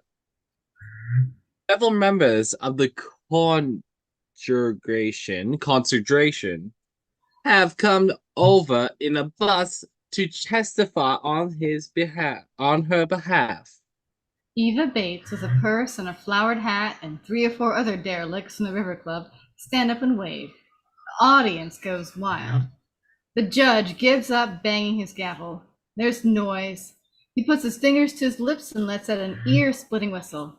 Both lawyers look over him startled, and he beckons them to the bench. The judge addresses his remarks to the prosecutor. Percy, it don't look like you've got a case. First of all, there's no body. Second, we got a preacher no one's gonna dispute. But, Your Honor, I'm telling you, what you've got is a whole lot of nothing. I say Frank Bennett got himself drunk, drove into the river, and was long ago eaten up by something. I don't give a damn. What we've got here is a case of accidental death. Case dismissed. And he bangs his gavel. The crowd goes wild. Sipsy, Naughty Birds, and Naughty Bird dancing in the balcony. As Reverend Scroggins leaves the stand and passes Itchy, he tips his hat to her. See you in church, Sorry. sister. I can't believe it. He actually swore on the Bible. Well, not really. If that judge had looked close enough, he would have seen it was a copy of Moby Dick. But why did he do that? For the sheer joy of seeing you in church again, which I suggested to him would be your penance. You didn't promise him, did you? Sorry. I did. And I never break my word. If I live 1,000 years, I'll never forgive you for this. I don't know what's worse, church or jail. Interior Ninny's nursing room home day present. Tight on the Mary Kay kit. Evelyn has Ninny in a chair and is making her up. There, don't you look pretty? Oh, yes, honey. Oh, you're going to have me looking like Ginger Rogers before you're done. Don't let Mr. Dunaway see me. Oh, he's liable to go wild. I'm so glad to see you in a better mood. And you slimmed down quite a bit the last few weeks. I'm just so happy, Ingrid. And Big George got off. I would have killed Frank Bennett if I could have. Did anybody think she really did it? Some said yes, and some said no. Of course, nobody knows for sure except for Frank Bennett. And you know what they say, dead men tell no tales. Interior couch home day. Evelyn is in the process of demolishing a wall.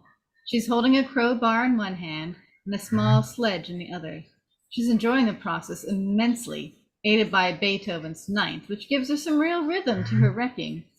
Ed walks in and sees Evelyn bashing through some sheetrock. Ed is dumbfounded.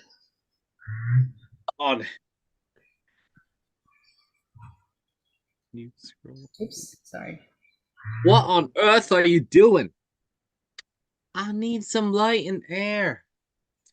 Why don't you step outside? Now stop this right now. Evelyn takes her sledge and smashes a 2x4, and it splinters to the ground. That's her answer. Ed just shakes his head and turns toward the dinner table.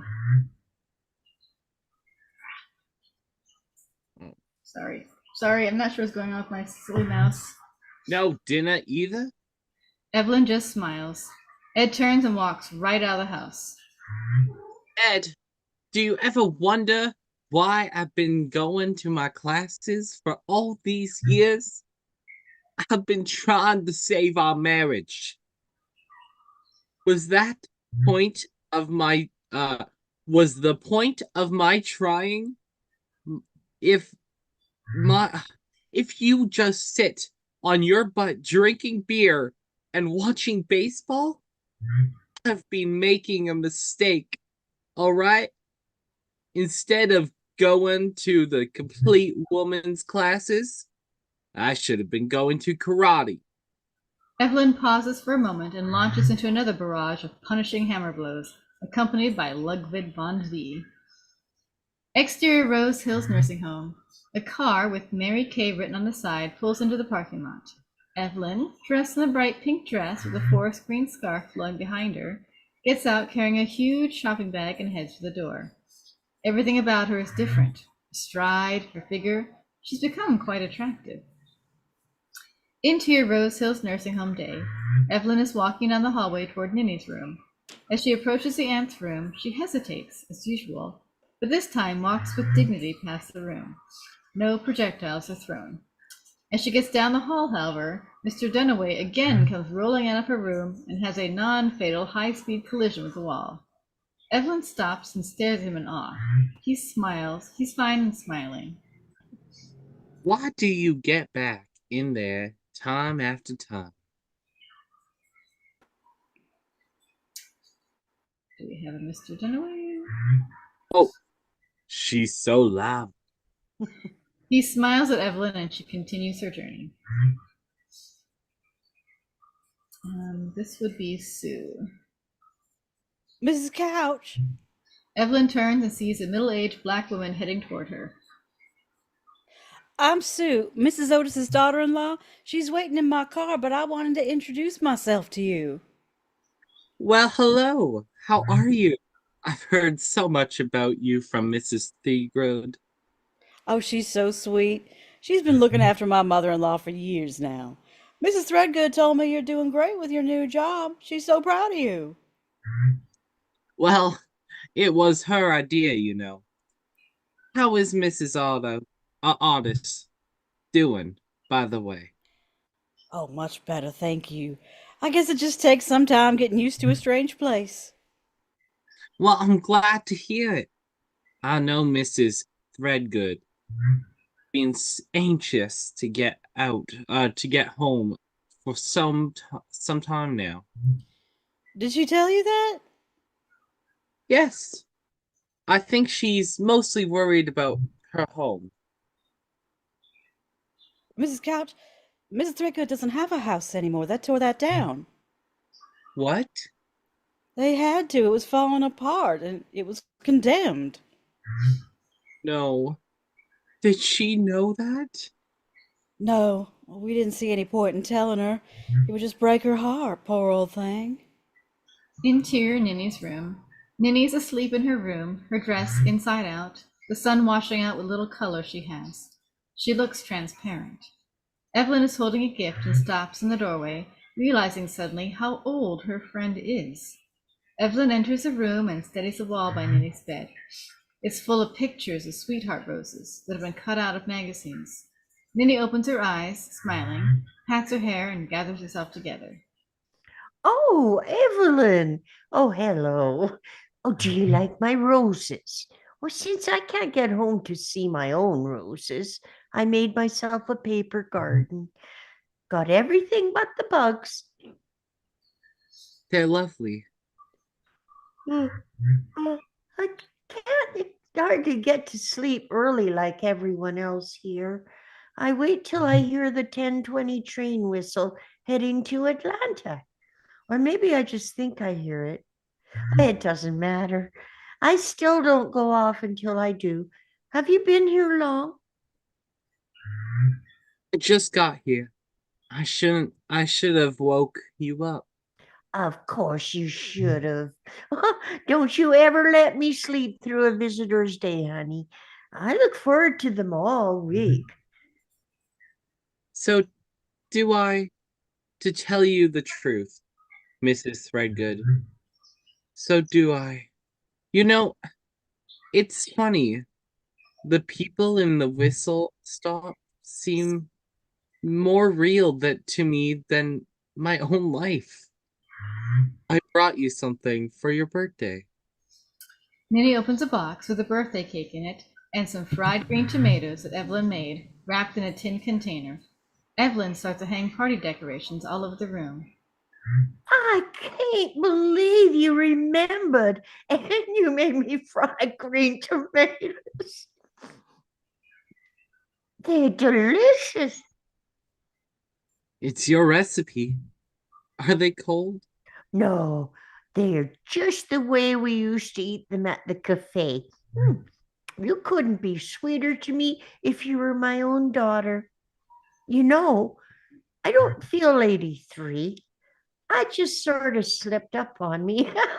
One day it seemed I was a young woman running around, and the next day I was just full of liver spots, walking like molasses going uphill in winter. Oh, I just never thought I could live this long. Of course, the Lord takes us home when He wants us. They say the good die young. Minnie looks off and we see she's tearing up. Are you all right? I was just thinking about Ruth. And Exterior Whistle Stop Cafe, day, 1939. The cafe is closed. A sign out front says, closed due to illness. The paint is beginning to peel, and the building is echoing the sentiment of the sign. After the trial was over, everything went back to normal until that spring, when Ruth lost her appetite, and when Doc Hadley looked at her, he said the cancer was so bad she had only a couple of weeks. We took her to the Threadgood's house so she would be more comfortable, and Sipsy moved in with her and never left her side. Exterior Threadgood house, day. Out around the back, the boys are in the midst of a raging baseball game. Buddy Jr., now aged 7, is the littlest one on his team. He is batting and he keeps missing the pitch, swinging awkwardly with one arm. You're stepping in the basket. Standing there. Tim pitches to him, and Buddy Jr. steps in the bucket and misses the pitch. Peggy Hadley, age 6, is watching, concerned. Stop picking on Stump. He's only got one arm. I'm going to tell your mamas. She means well, but Buddy is completely humiliated by having a girl stick up for him, and he strikes out. Interior Threadgood house, Ruth's room, day. Ruth is in pain. Ruth is in bed, quite obviously ill and in pain. Sipsy walks over and sits with her when the dog runs in and puts his head on the bed. Ruth pats it. there's my old pal. Lay down now. The dog does so by the side of the bed. Sipsy just stares at Ruth. Ruth takes a deep breath and looks at Sipsy. I think it's time to get itchy. No, not right now. Nonsense. I'll go get her. I don't want her to see me like this. And you've been a teacher all these years? I'll be back in a second. Will you fix my hair, please? Now you're making sense. Interior, another room, day. Iggy is standing by the window watching Stump. Sipsy walks up to her. Miss Ruth wants you. Why are you looking at me like that, child? I don't know if I can do it. Do what? You've been with her for years. What's the matter with you children? What if I just start to cry? You won't. You'll be strong, girl. You'll go in there and make her feel warm. Can't I just have her pain? Iggy walks out of the room and Sipsy slowly follows. Interior Ruth's room, day. Iggy walks in and sits next to Ruth. Itchy. I know. I'll make sure he graduates no matter what, and I won't let him out of my sight. Yes, yes. But teach him to run like you do, and ask questions.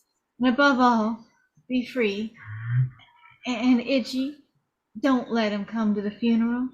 I don't want him going through that. Oh, for God's sake, what funeral? Will you stop talking like that? You're gonna be back on your feet feeling just fine in a few days. You wait and see. Oh, Itchy, I'm scared. Just hold my hand. Do you want me to read to you? I brought some of that poetry you like Wordsworth. Now you want to read. Oh, Itchy, just hold my hand. Ruth, I want to apologize for being so difficult. That's a lot of what I like about you. You're so unique. I don't know how much longer I can take this. I remember reading Job when I was a little girl and not understanding what the purpose of his suffering was. Maybe God would have told us if he wanted us to know. Did you thread good? Did I hear you correctly? Did you say God has his reasons? Maybe he does. Ruth starts to laugh. Iggy looks at her quizzically for a second, and then she starts to laugh too, until they're both at it pretty good, when Sipsy peeks in the door and stares incredulously. Then Buddy walks in. His head is down. He goes and sits in the corner. Looks like he might have been crying, and there's blood all down his shirt and under his nose. Honey, what's the matter? Nothing. Clearly something is wrong. Ruth looks at Iggy for help. Your mother asked you a question. Now answer her. Buddy can't say anything. He's on the verge of tears. I can't bat worth a dime. Can't catch. Iggy exchanges a look with Ruth. Iggy gets her coat and goes and puts her arm around him. Let's go. You're coming with me, mister. Let's get your coat. Ruth waves as Iggy and Buddy leave the room. Exterior River Club, day. Iggy takes Stump out of her truck and they knock on the door. Eva shows up. What can I do for you? 2 beers right away. Later, same location. Iggy is drinking both beers. Stump is watching her drink. She is holding a baseball on her lap. Did you get into a fight? I got punched in the nose. Can't play like everyone else. Did I ever tell you the story about the oysters? All the millions of them just lying around?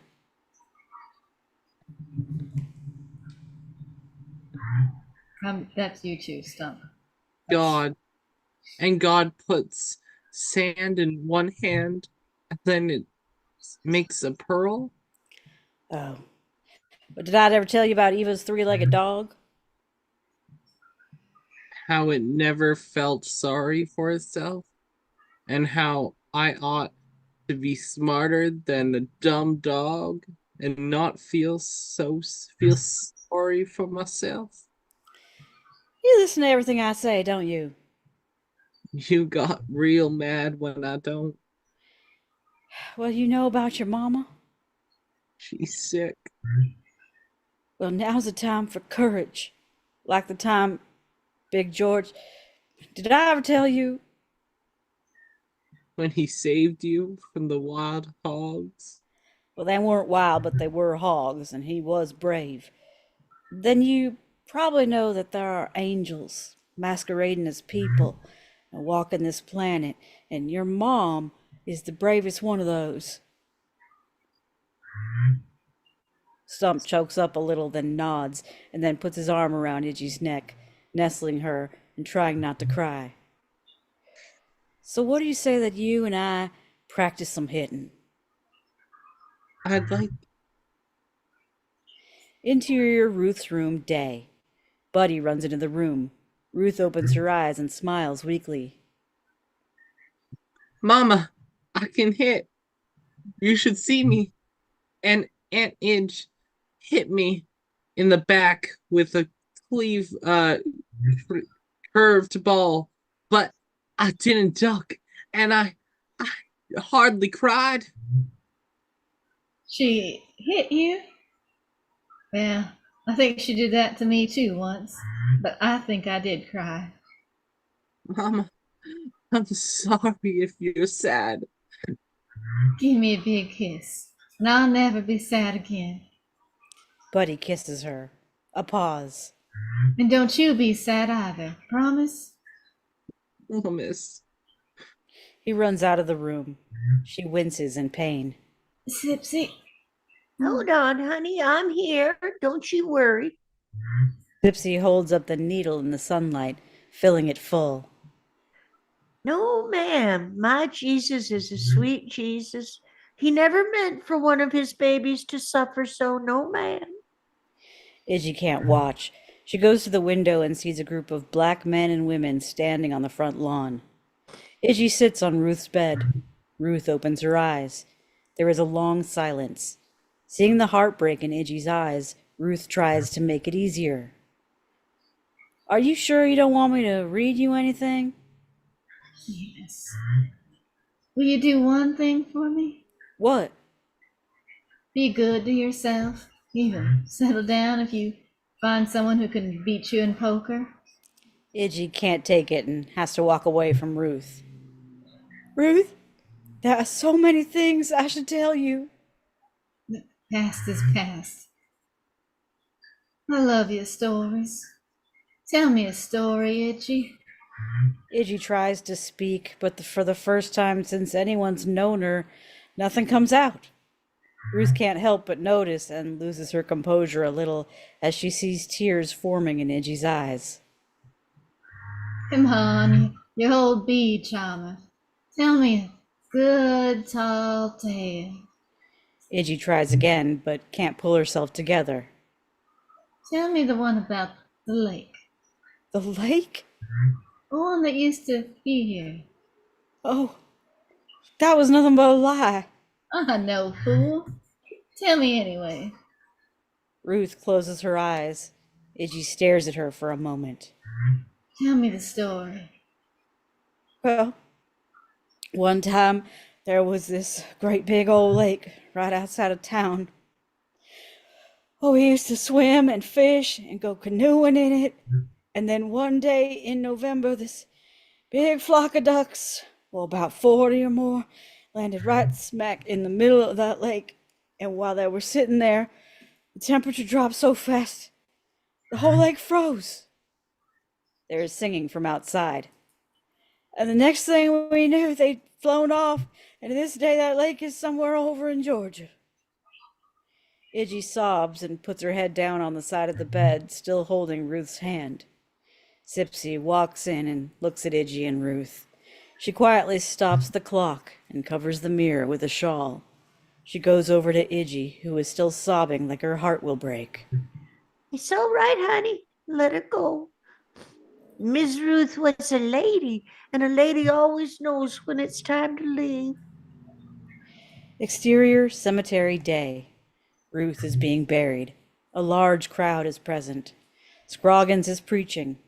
Iggy and Stump aren't present. Camera pans and pans and pans until we find them in a neighboring field, tossing a baseball back and forth. Ruth's request satisfied. Exterior Rose Hill Nursing Home, fall day, present.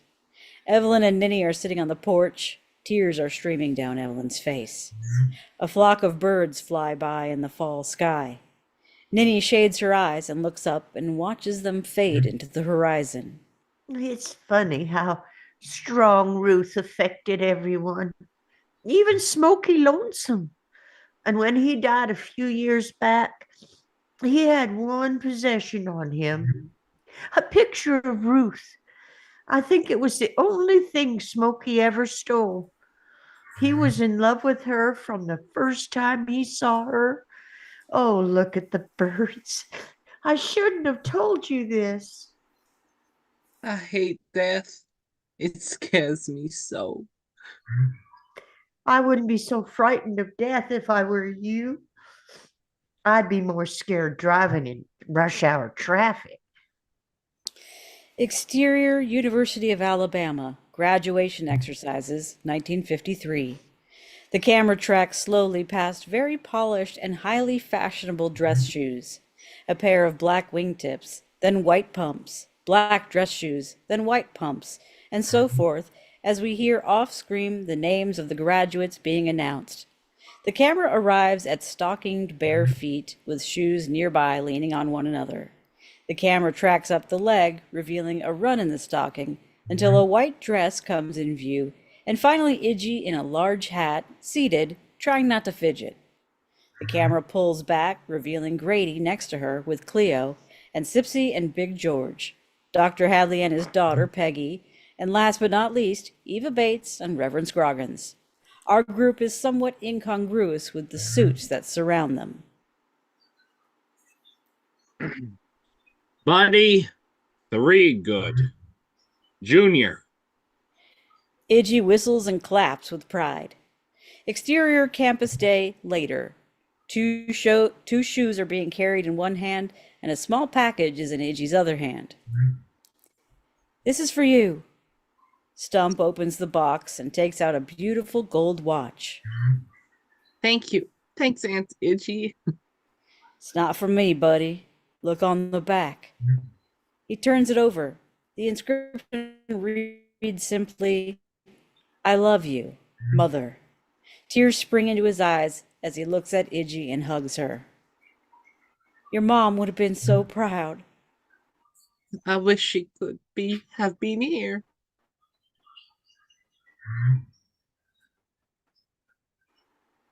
Itchy. Friends. Dad lose my... Run on, son. You and Peggy go be with your friends. Iggy watches him leave, hand in hand with Peggy. She starts to walk down the grass to a secluded spot when Grady comes over. Hard to believe. He's a grown man now. Ready to get married. Yeah. Iggy starts to take off her stockings while she is walking, hopping on one foot with a grace that only Iggy possesses. With the railroads shutting down one by one, how much longer can you keep the cafe open? You'll figure out what you're going to do.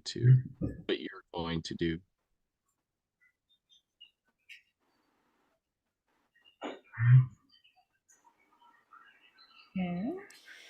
Well, I'll probably just move. I think you're cutting out a bit there, Aaron. Oh, internet's going crazy.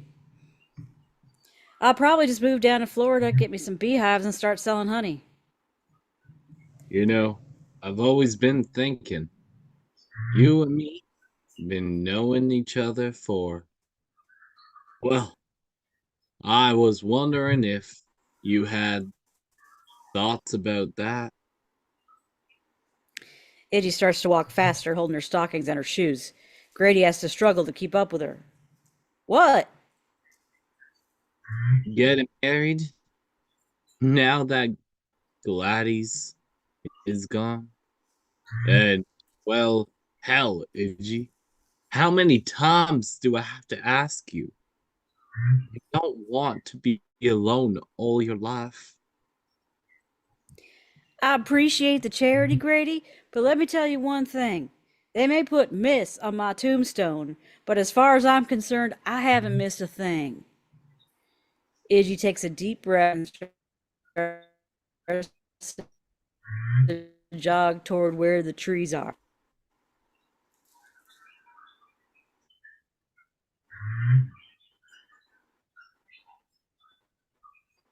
Yep, cutting out again. Go ahead, Grady. You mean I don't Cat stand? flies off and cartwheels across. You mean I don't stand a chance?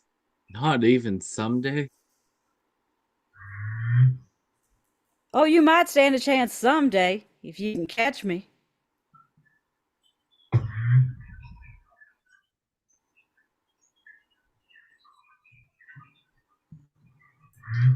Ah! Sorry. don't know what's going on at all.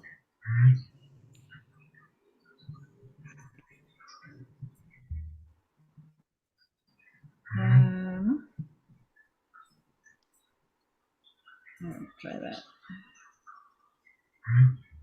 Maybe if I stop my video. Grady smiles, takes a deep breath, and heads out of frame.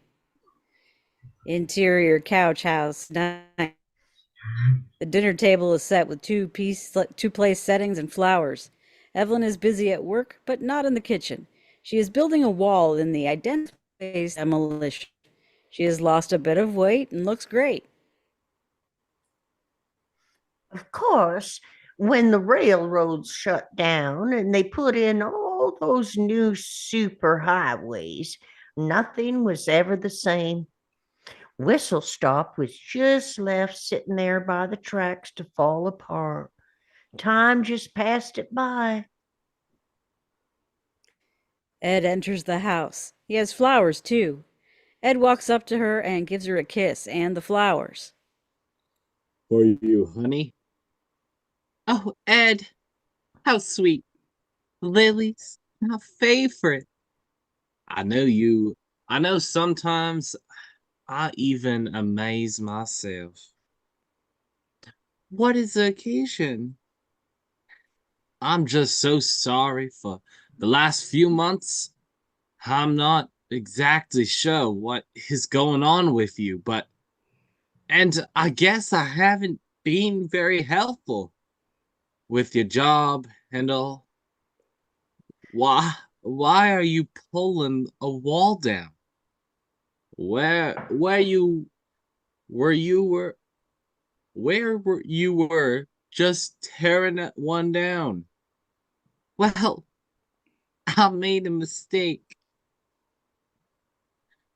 I don't mean to seem dense or anything, but what changed? The air and the light. Ed, you know how you used to tell me how you always dreamed of having two women in your house? What if I were the younger of the two? I don't believe I get your drift. I want something more than I've ever wanted anything before. I want to bring Mrs. Threadgood to our house. I want her to live here. I want to give her the house and love she given to me. You kidding? I'm absolutely serious. That's why I'm putting the wall to Kyle's room back up.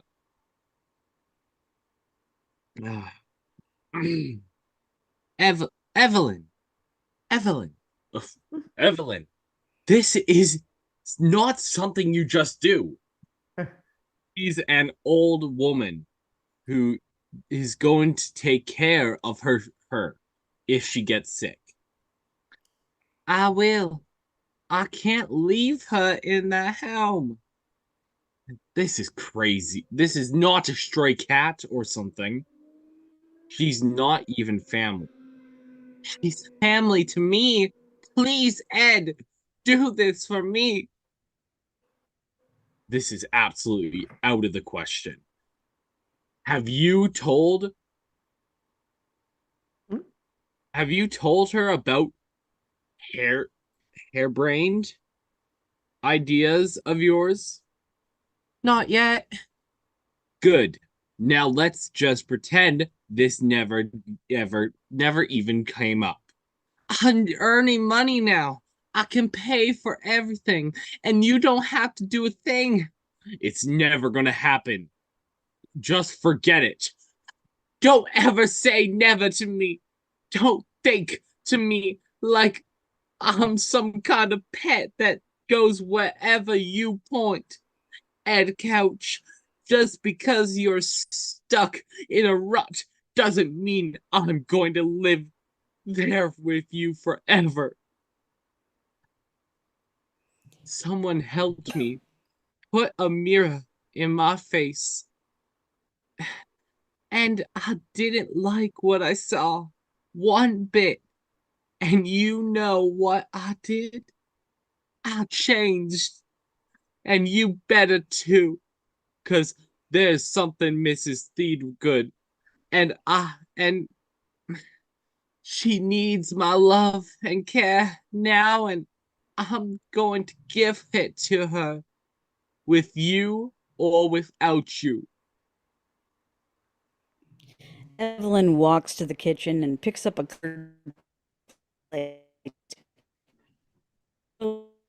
out the door, and then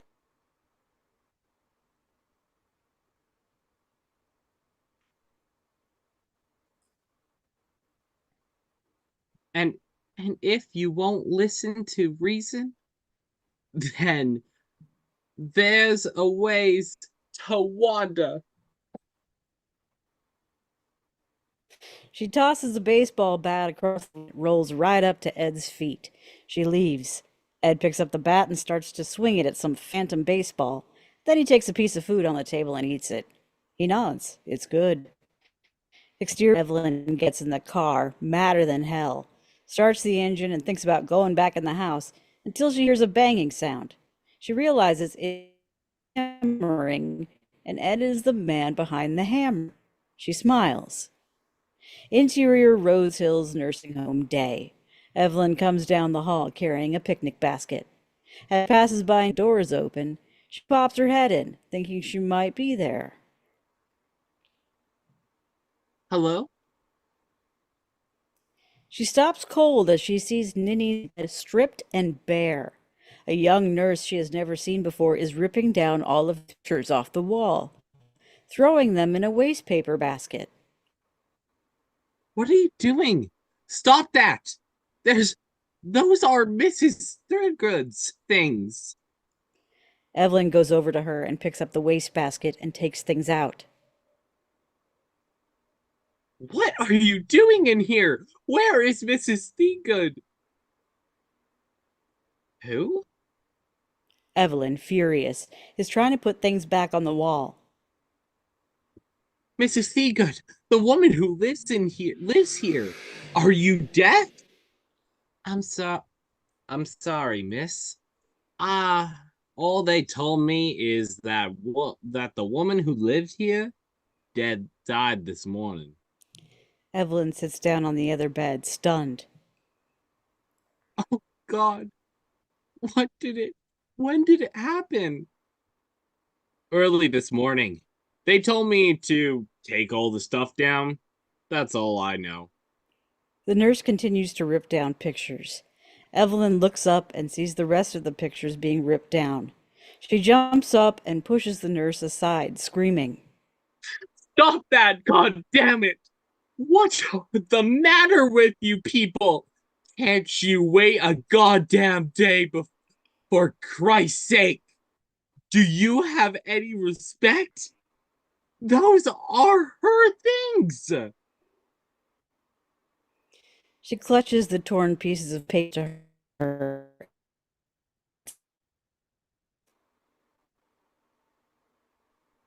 I'm sorry, miss. They told me to get this room ready for another patient. Well, she may just be another patient to you, but she was my friend, and I loved her. Sorry, but I'm just following orders. The girl continues to remove pictures from the wall. Don't you touch them! Get out! Just get out! Janine comes in the door, alarmed at the noise. What in the world is going on? Oh, shut up! What did you do? Throw her out with the laundry? Calm down. What didn't you call me? You didn't have at least called me before you sent this idiot in here. Janine sees how upset Evelyn is and motions for the nurse to leave. I'm sorry, Mrs. Couch. It just never occurred to me that you would take it this hard. I didn't even get to tell her goodbye. And thank her for helping me. I know these things are hard, but she died peacefully in her sleep. To tell you the truth, I thought you'd be happy for Mrs. Threadgood. Happy Yes, this is what she wanted. to be dead. No, to go home. You just missed her. She just left in a yellow cab not more than a half an hour ago. I don't understand. A cab? Yes, there wasn't any reason for her to stay here now that Mrs. Otis is dead. Mrs. Otis died? Janine looks at her confused. Yes? Mrs. Otis died! She grabs Janine. Whoa. She grabs Janine and gives her a big kiss. Now that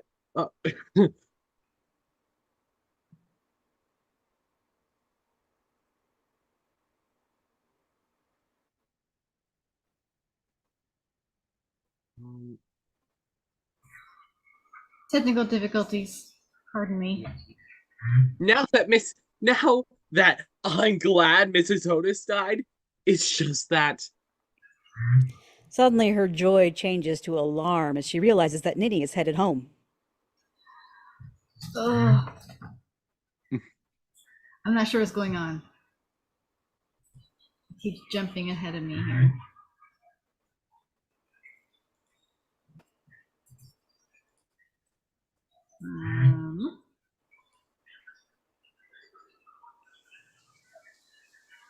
There we go. I don't know. It's like something's making my mouse go somewhere else. Okay, let's try keyboard.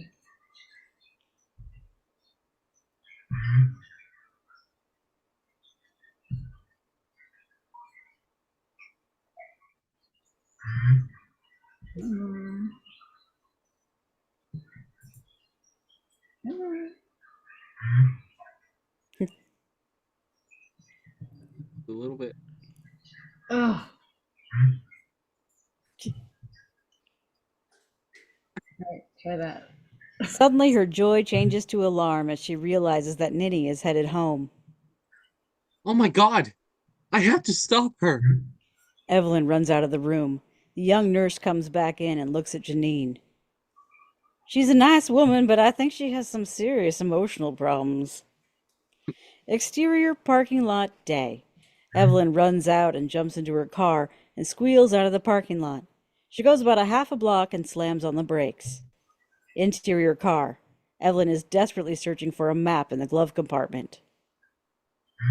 Where the hell is the whistle stop? That's right. It's not on the map. Exterior filling station.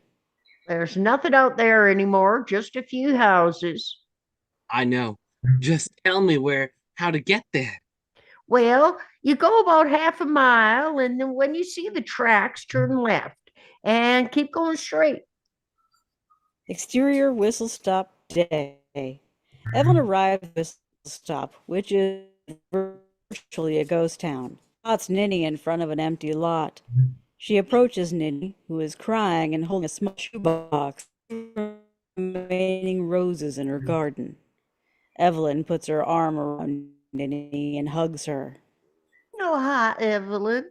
Somebody stole my house. It was right there when I left. Unless, oh, Evelyn, you don't reckon I'm crazy, do you? I mean, this is the place it used to be. Evelyn hugs her again. Oh, honey, you're not crazy. This is the place. Well, who would want to steal an old lady's house? Well, it wasn't worth anything. Nobody stole it, honey. They had to tear it down. It was condemned. I'm sorry. I should have told you before I was going to. Ninny turns and empty lot. Cleo built that house for me when we were just married, and now it's gone. 83 years worth of living, and all that's left of me is just what's in this box. A bunch of old cards and pictures. That is not true. You're here. You're what's important. Come on, let's go home. This is my home, and it's gone. And so was Mrs. Otis. You know, I don't quite know what to do. Oh, it's the first time that I can't remember that I don't have anyone to look after. You can look after me and Ed. Oh, you're sweet, but I think you're doing just fine on your own. Don't you know? You'd be like a gift from us. You're the reason that I get up every morning and that the Mary Kay has such a good year, and that I don't look like a blob for some horror movie. Well, maybe with a little help from Iggy and Ruth. Come on. Let's go to my place. I'll get you a room all prepared. And what does Ed say about all this? He'll grow to love it. Ninny starts to smile, and she heads slowly toward town. Did I ever tell you that Mrs. Otis was Sipsy's baby sister? No, you didn't. Oh, yes, she was. Mrs. Otis was with Sipsy and me the night Sipsy died. They'd always sing gospel songs about trains. And that night before Sipsy died, she told me this dream that Jesus came to her all dressed in white. He was the conductor of a ghost train and was coming to take her to heaven.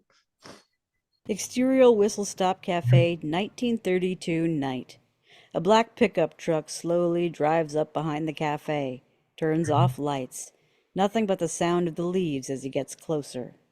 Interior back of cafe. Sipsy is eating biscuits and honey and listening to the radio playing the gospel "I'm Going Home on the Morning Train," while Naughty Bird and Buddy Jr. both sleep peacefully. The back door is kicked open. Frank Bennett crashes into the room with a rifle and looks around. He heads for the crib. The back door is kicked open. Startled, Sipsy runs at him and grabs her by her dress and throws her across the room like a rag doll. He goes over and is standing over the crib. You leave that baby alone. That's Miss Ruth's baby. Get away from me, nigger, before I kill you. He slams her with the butt of the gun across the wide of her face. He crashes against the wall, slides to the floor. Out cold, blood coming from her ear. Naughty Bird wakes up, screams, and runs to her. Bennett picks up the baby, wraps him in a blanket, and carries him out the back door. Wake up, Grandma! Wake up! Sipsy doesn't respond. Exterior cafe. Frank comes out the back door, opens the door to his truck, slips the sleeping baby onto the seat. As he backs out of the truck, Sipsy appears behind him with blood on her face and clobbers him over the head with an iron skillet. We hear a thunk.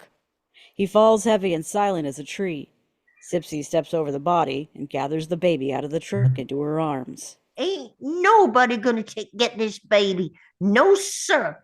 Not while I'm alive. She heads for the cafe with him. Naughty Bird is frozen in the doorway, watching her, terrified. Sipsy carries the baby past her.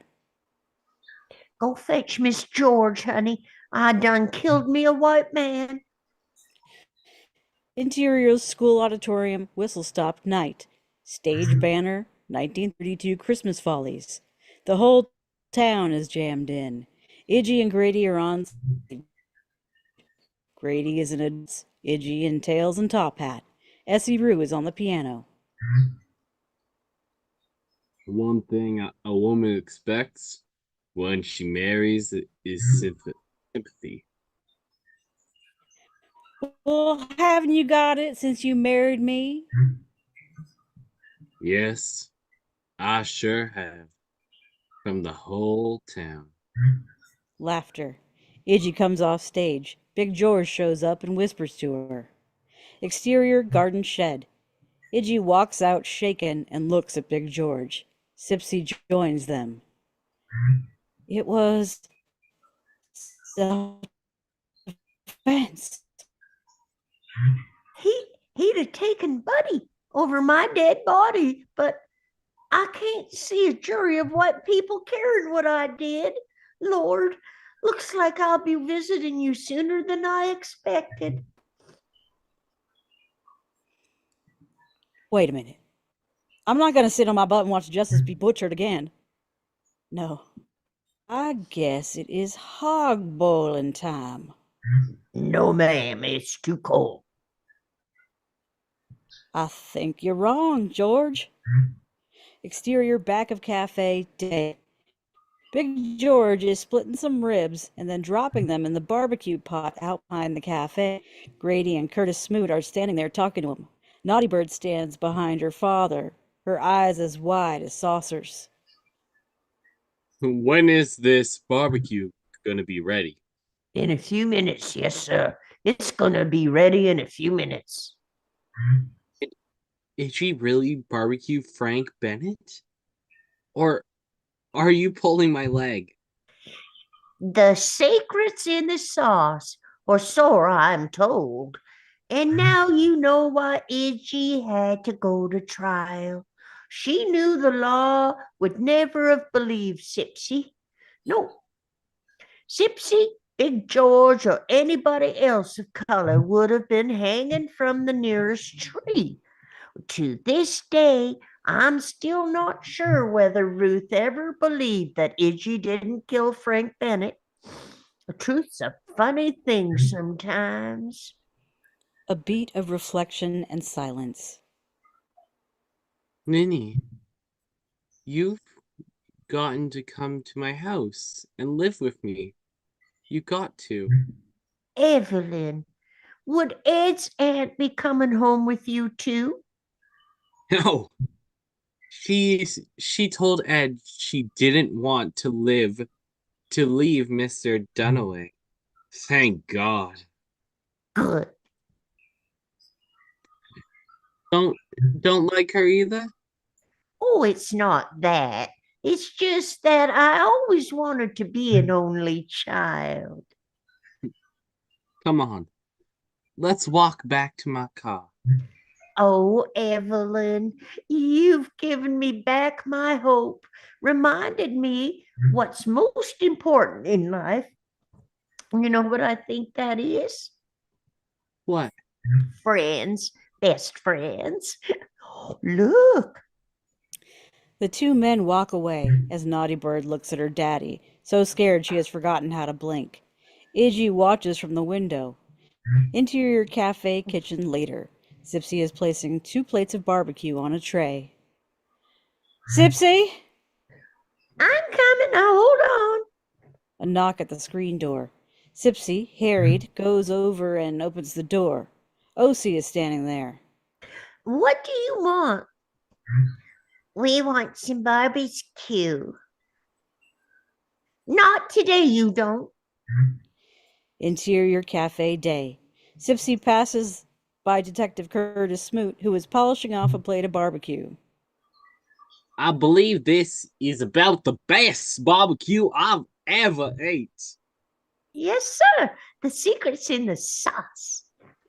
Iggy is grinning from ear to ear. Exterior Whistle Stop Cemetery, present day. Evelyn is walking with Ninny through the town of Whistle Stop. Ninny stops at the church where there's a cemetery. My God. And that frying pan did more than fry chicken that night. Ninny points at a tombstone which reads, Ruth Jameson, born 1903, died 1939, gone but not forgotten. There's some wildflowers and a note resting in the shade below the stone. Evelyn picks up the note, revealing a small jar of honey. She opens the note and reads it. I'll always love you, the bee charmer. Evelyn smiles to herself and then notices Ninny walking out of the cemetery towards the town of Whistlestop. Evelyn impulsively cries out. Didn't she? Ninny instinctively turns her head and smiles at Evelyn, who shakes her head for a second and then scurries after her. From the distance, we can see Evelyn approach Ninny. Angie's still alive. Yes, Why didn't you tell me? you didn't ask. She's out there somewhere running free, charming bees and selling honey. Every once in a while, I'll catch a hint of her. Maybe we'll see her one day soon. Oh, you've been holding out on me, haven't you? Let's go to home, and then you have to tell me everything. Arm in arm, they walk through the dilapidated remains of the town of Whistlestop. Evelyn starts asking Ninny all the questions that now come to her mind about Iggy's life. The camera rises up and follows them into the town as we hear the voices from the past echo through this repository of memories, until we again hear the ghost train's whistle and the clatter of its wheels as it approaches the town. The red leaves of fall start blowing in the wind as the train noise crescendos, and again no train actually appears. After Ruth died and the railroad stopped running and the cafe shut down, everybody just scattered to the winds. It was never more than just a little knockabout place, but now that I look back on it, when that cafe closed, the heart of the town just stopped beating.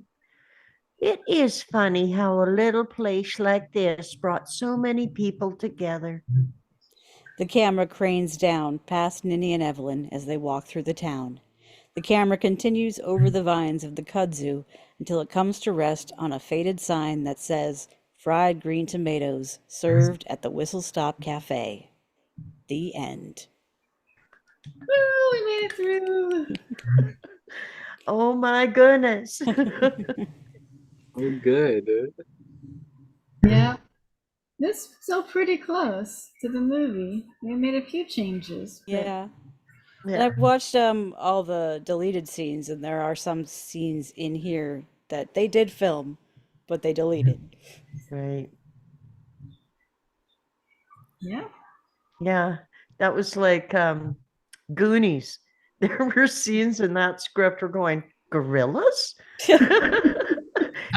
Yeah, evidently they did actually film those scenes, but they just didn't put them in there for us to see. I know there was a line about like, and the scariest part was the giant octopus or something, and Right. they had filmed it, but they Yeah, Just- we watched it actually. I think we went and watched them on YouTube. Yeah. The octopus is in the outtakes. Yeah, there's you can see. Yeah. So I don't Well, know this how is- much more talk I have because it's pretty late. It is really late. Well, I'll tell you, this was my favorite movie, and when I had to do an internship in college, I did my internship at Avnet Kerner, because they had made this movie. And there was a script for Fried Green Tomatoes 2 in their Oh. file cabinets. Oh. There was But- a sequel written? There was a sequel written, but I read the first few pages and I was like, this is all wrong. So I never read it. Like, for example, the first few pages I said Big George was married to Sipsy, and I was like, this is all wrong. They are mother and son. Yeah, okay. Someone went crazy and Yeah. wrote a silly script. I love But this also, stuff. like, they could have done a sequel because this story is only half of the book. They left out a lot of the characters. They just hint at them in the movie. I haven't read the book yet. Oh, it's really good. And it's all done kind of like this, where what I've heard in the past is that Fanny Flagg has ADHD. And so she writes only short chapters. So the story is told in like 1 to 2 page chapters, and it goes back and forth all over the place. And she always puts herself in the story as a character named Dot or Dorothy or Dottie. So there's these little stories about Whistle Stop written by the local town news person named Dot Weems. Oh, And that's her. And the story was based on her real aunt. Oh, really?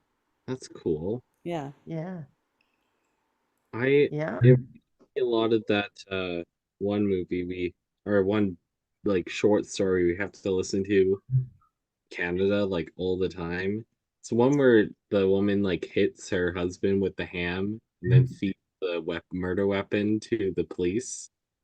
Forget what it's called, but it's very popular Canadian like short. It's like reminding me of it this entire. It's like, oh my gosh. I was trying so hard not to spoil the ending for you, Jack, since you haven't seen it yet. I know. Did not not ready. I was like, oh my gosh. Oh my. It really makes me want to watch the movie. So I think I It know is what good. Yeah, it's worth it. It's well done. Mm-hmm. And there were several drafts of the script, and I guess the first few were written by Fanny Flagg, and they weren't up to par to a script. So John Avnet took it over. And there was, one version of the script where Ninny is older Idgie, and in the final script, she is not. She is married to Vidgie's brother. But enough of the hints are left in there that a lot of people still think that Ninny was Idgie. Yeah, when I first watched it before getting to the end, that was the conclusion I thought I had gotten to, and then realized, oh no, okay. Nope. No, but all the hints were intentionally still left in there. Yeah, it worked with me. Yeah. But in the book, they are more obviously two different people. And they did leave out some good stuff for, like, the book made the lesbian love a little more obvious. Even the script made it a little more obvious, but the final version was less obvious. And again, I caught that in the movie. They didn't make it obvious, but yeah. No, but also Mary Stuart Masterson and Mary Louise Parker, called on the set by their nicknames Mary Lou and Mary Stu, were decided to make it obvious in their acting. Right. And then John Avnet filmed in the movie. There's a food fight scene between them that's only a little bit in the script, and they decided that was the sex scene of the movie. That makes sense. I mean, Yes. food is very sexual. That's Cool. very cool. Added Yes. info that there's some people I wish I could tell. One of my best friends from high school loved this movie, but she passed in 2008. So she watched us. I'm sure she saw us. I saw this in the theaters when I was 11 when it first came out. And I went with my mom and her best friend, and I was like, I want to see that old lady movie. And then it became my favorite movie. That's like I went to Dr. Zhivago when I was, well, what the year it came out. I don't know what year that was, but I was a kid. And I went by myself and I loved it so much. It was a Saturday matinee. I went home and said to Mom, we need to go and see this. And she said, when? And I said, as soon as we're done supper, we're going to go. And so I watched that twice in one day. Which means I really did nothing else that day. It's a long movie. But yeah. I've watched this one over and over. I could tell you had, because you added in the movie version of a line that wasn't in the script. Fool. Yes. Yeah. I know that. Fool. I could not put that in there. Yeah. Yes, and it had been long enough since seeing it. I forgot bits, which made it kind of fresh. But I want to read the book now. Yeah, if I can find it in bold print.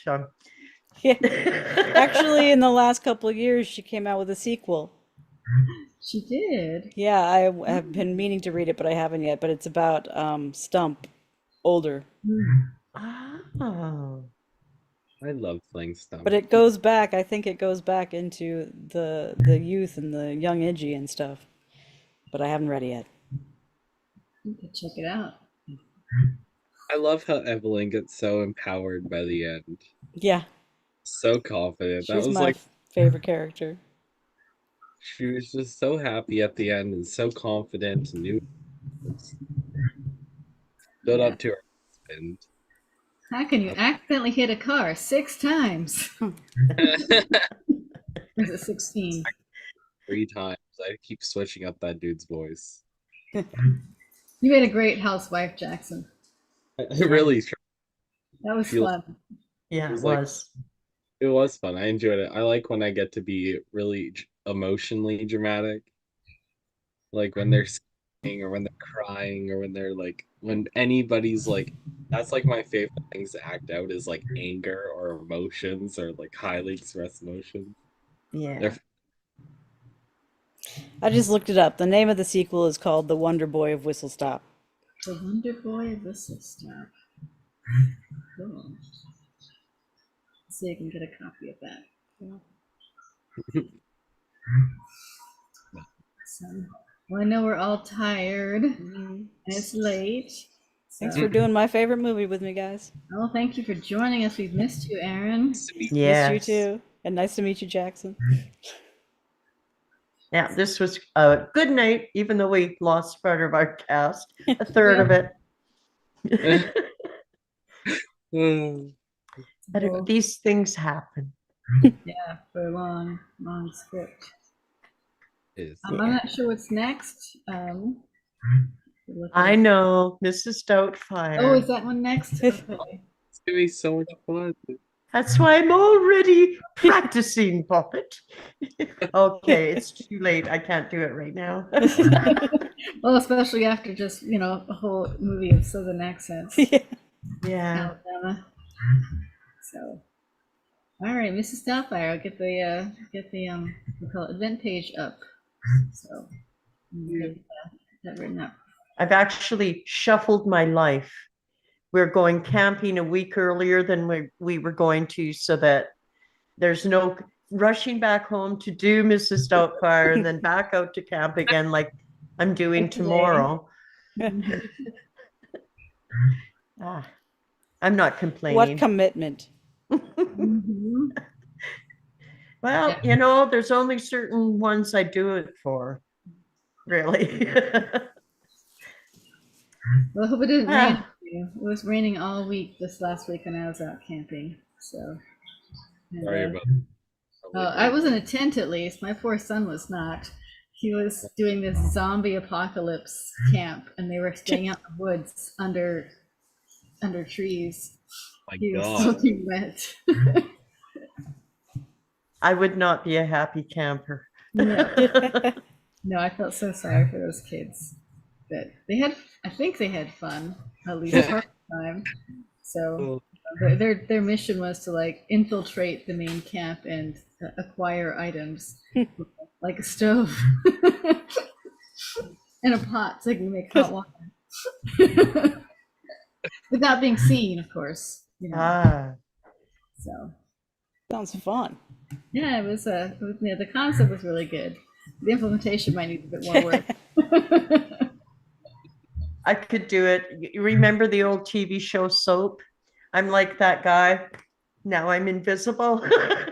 No one can see me. I don't care. I ignore you. You have to ignore me.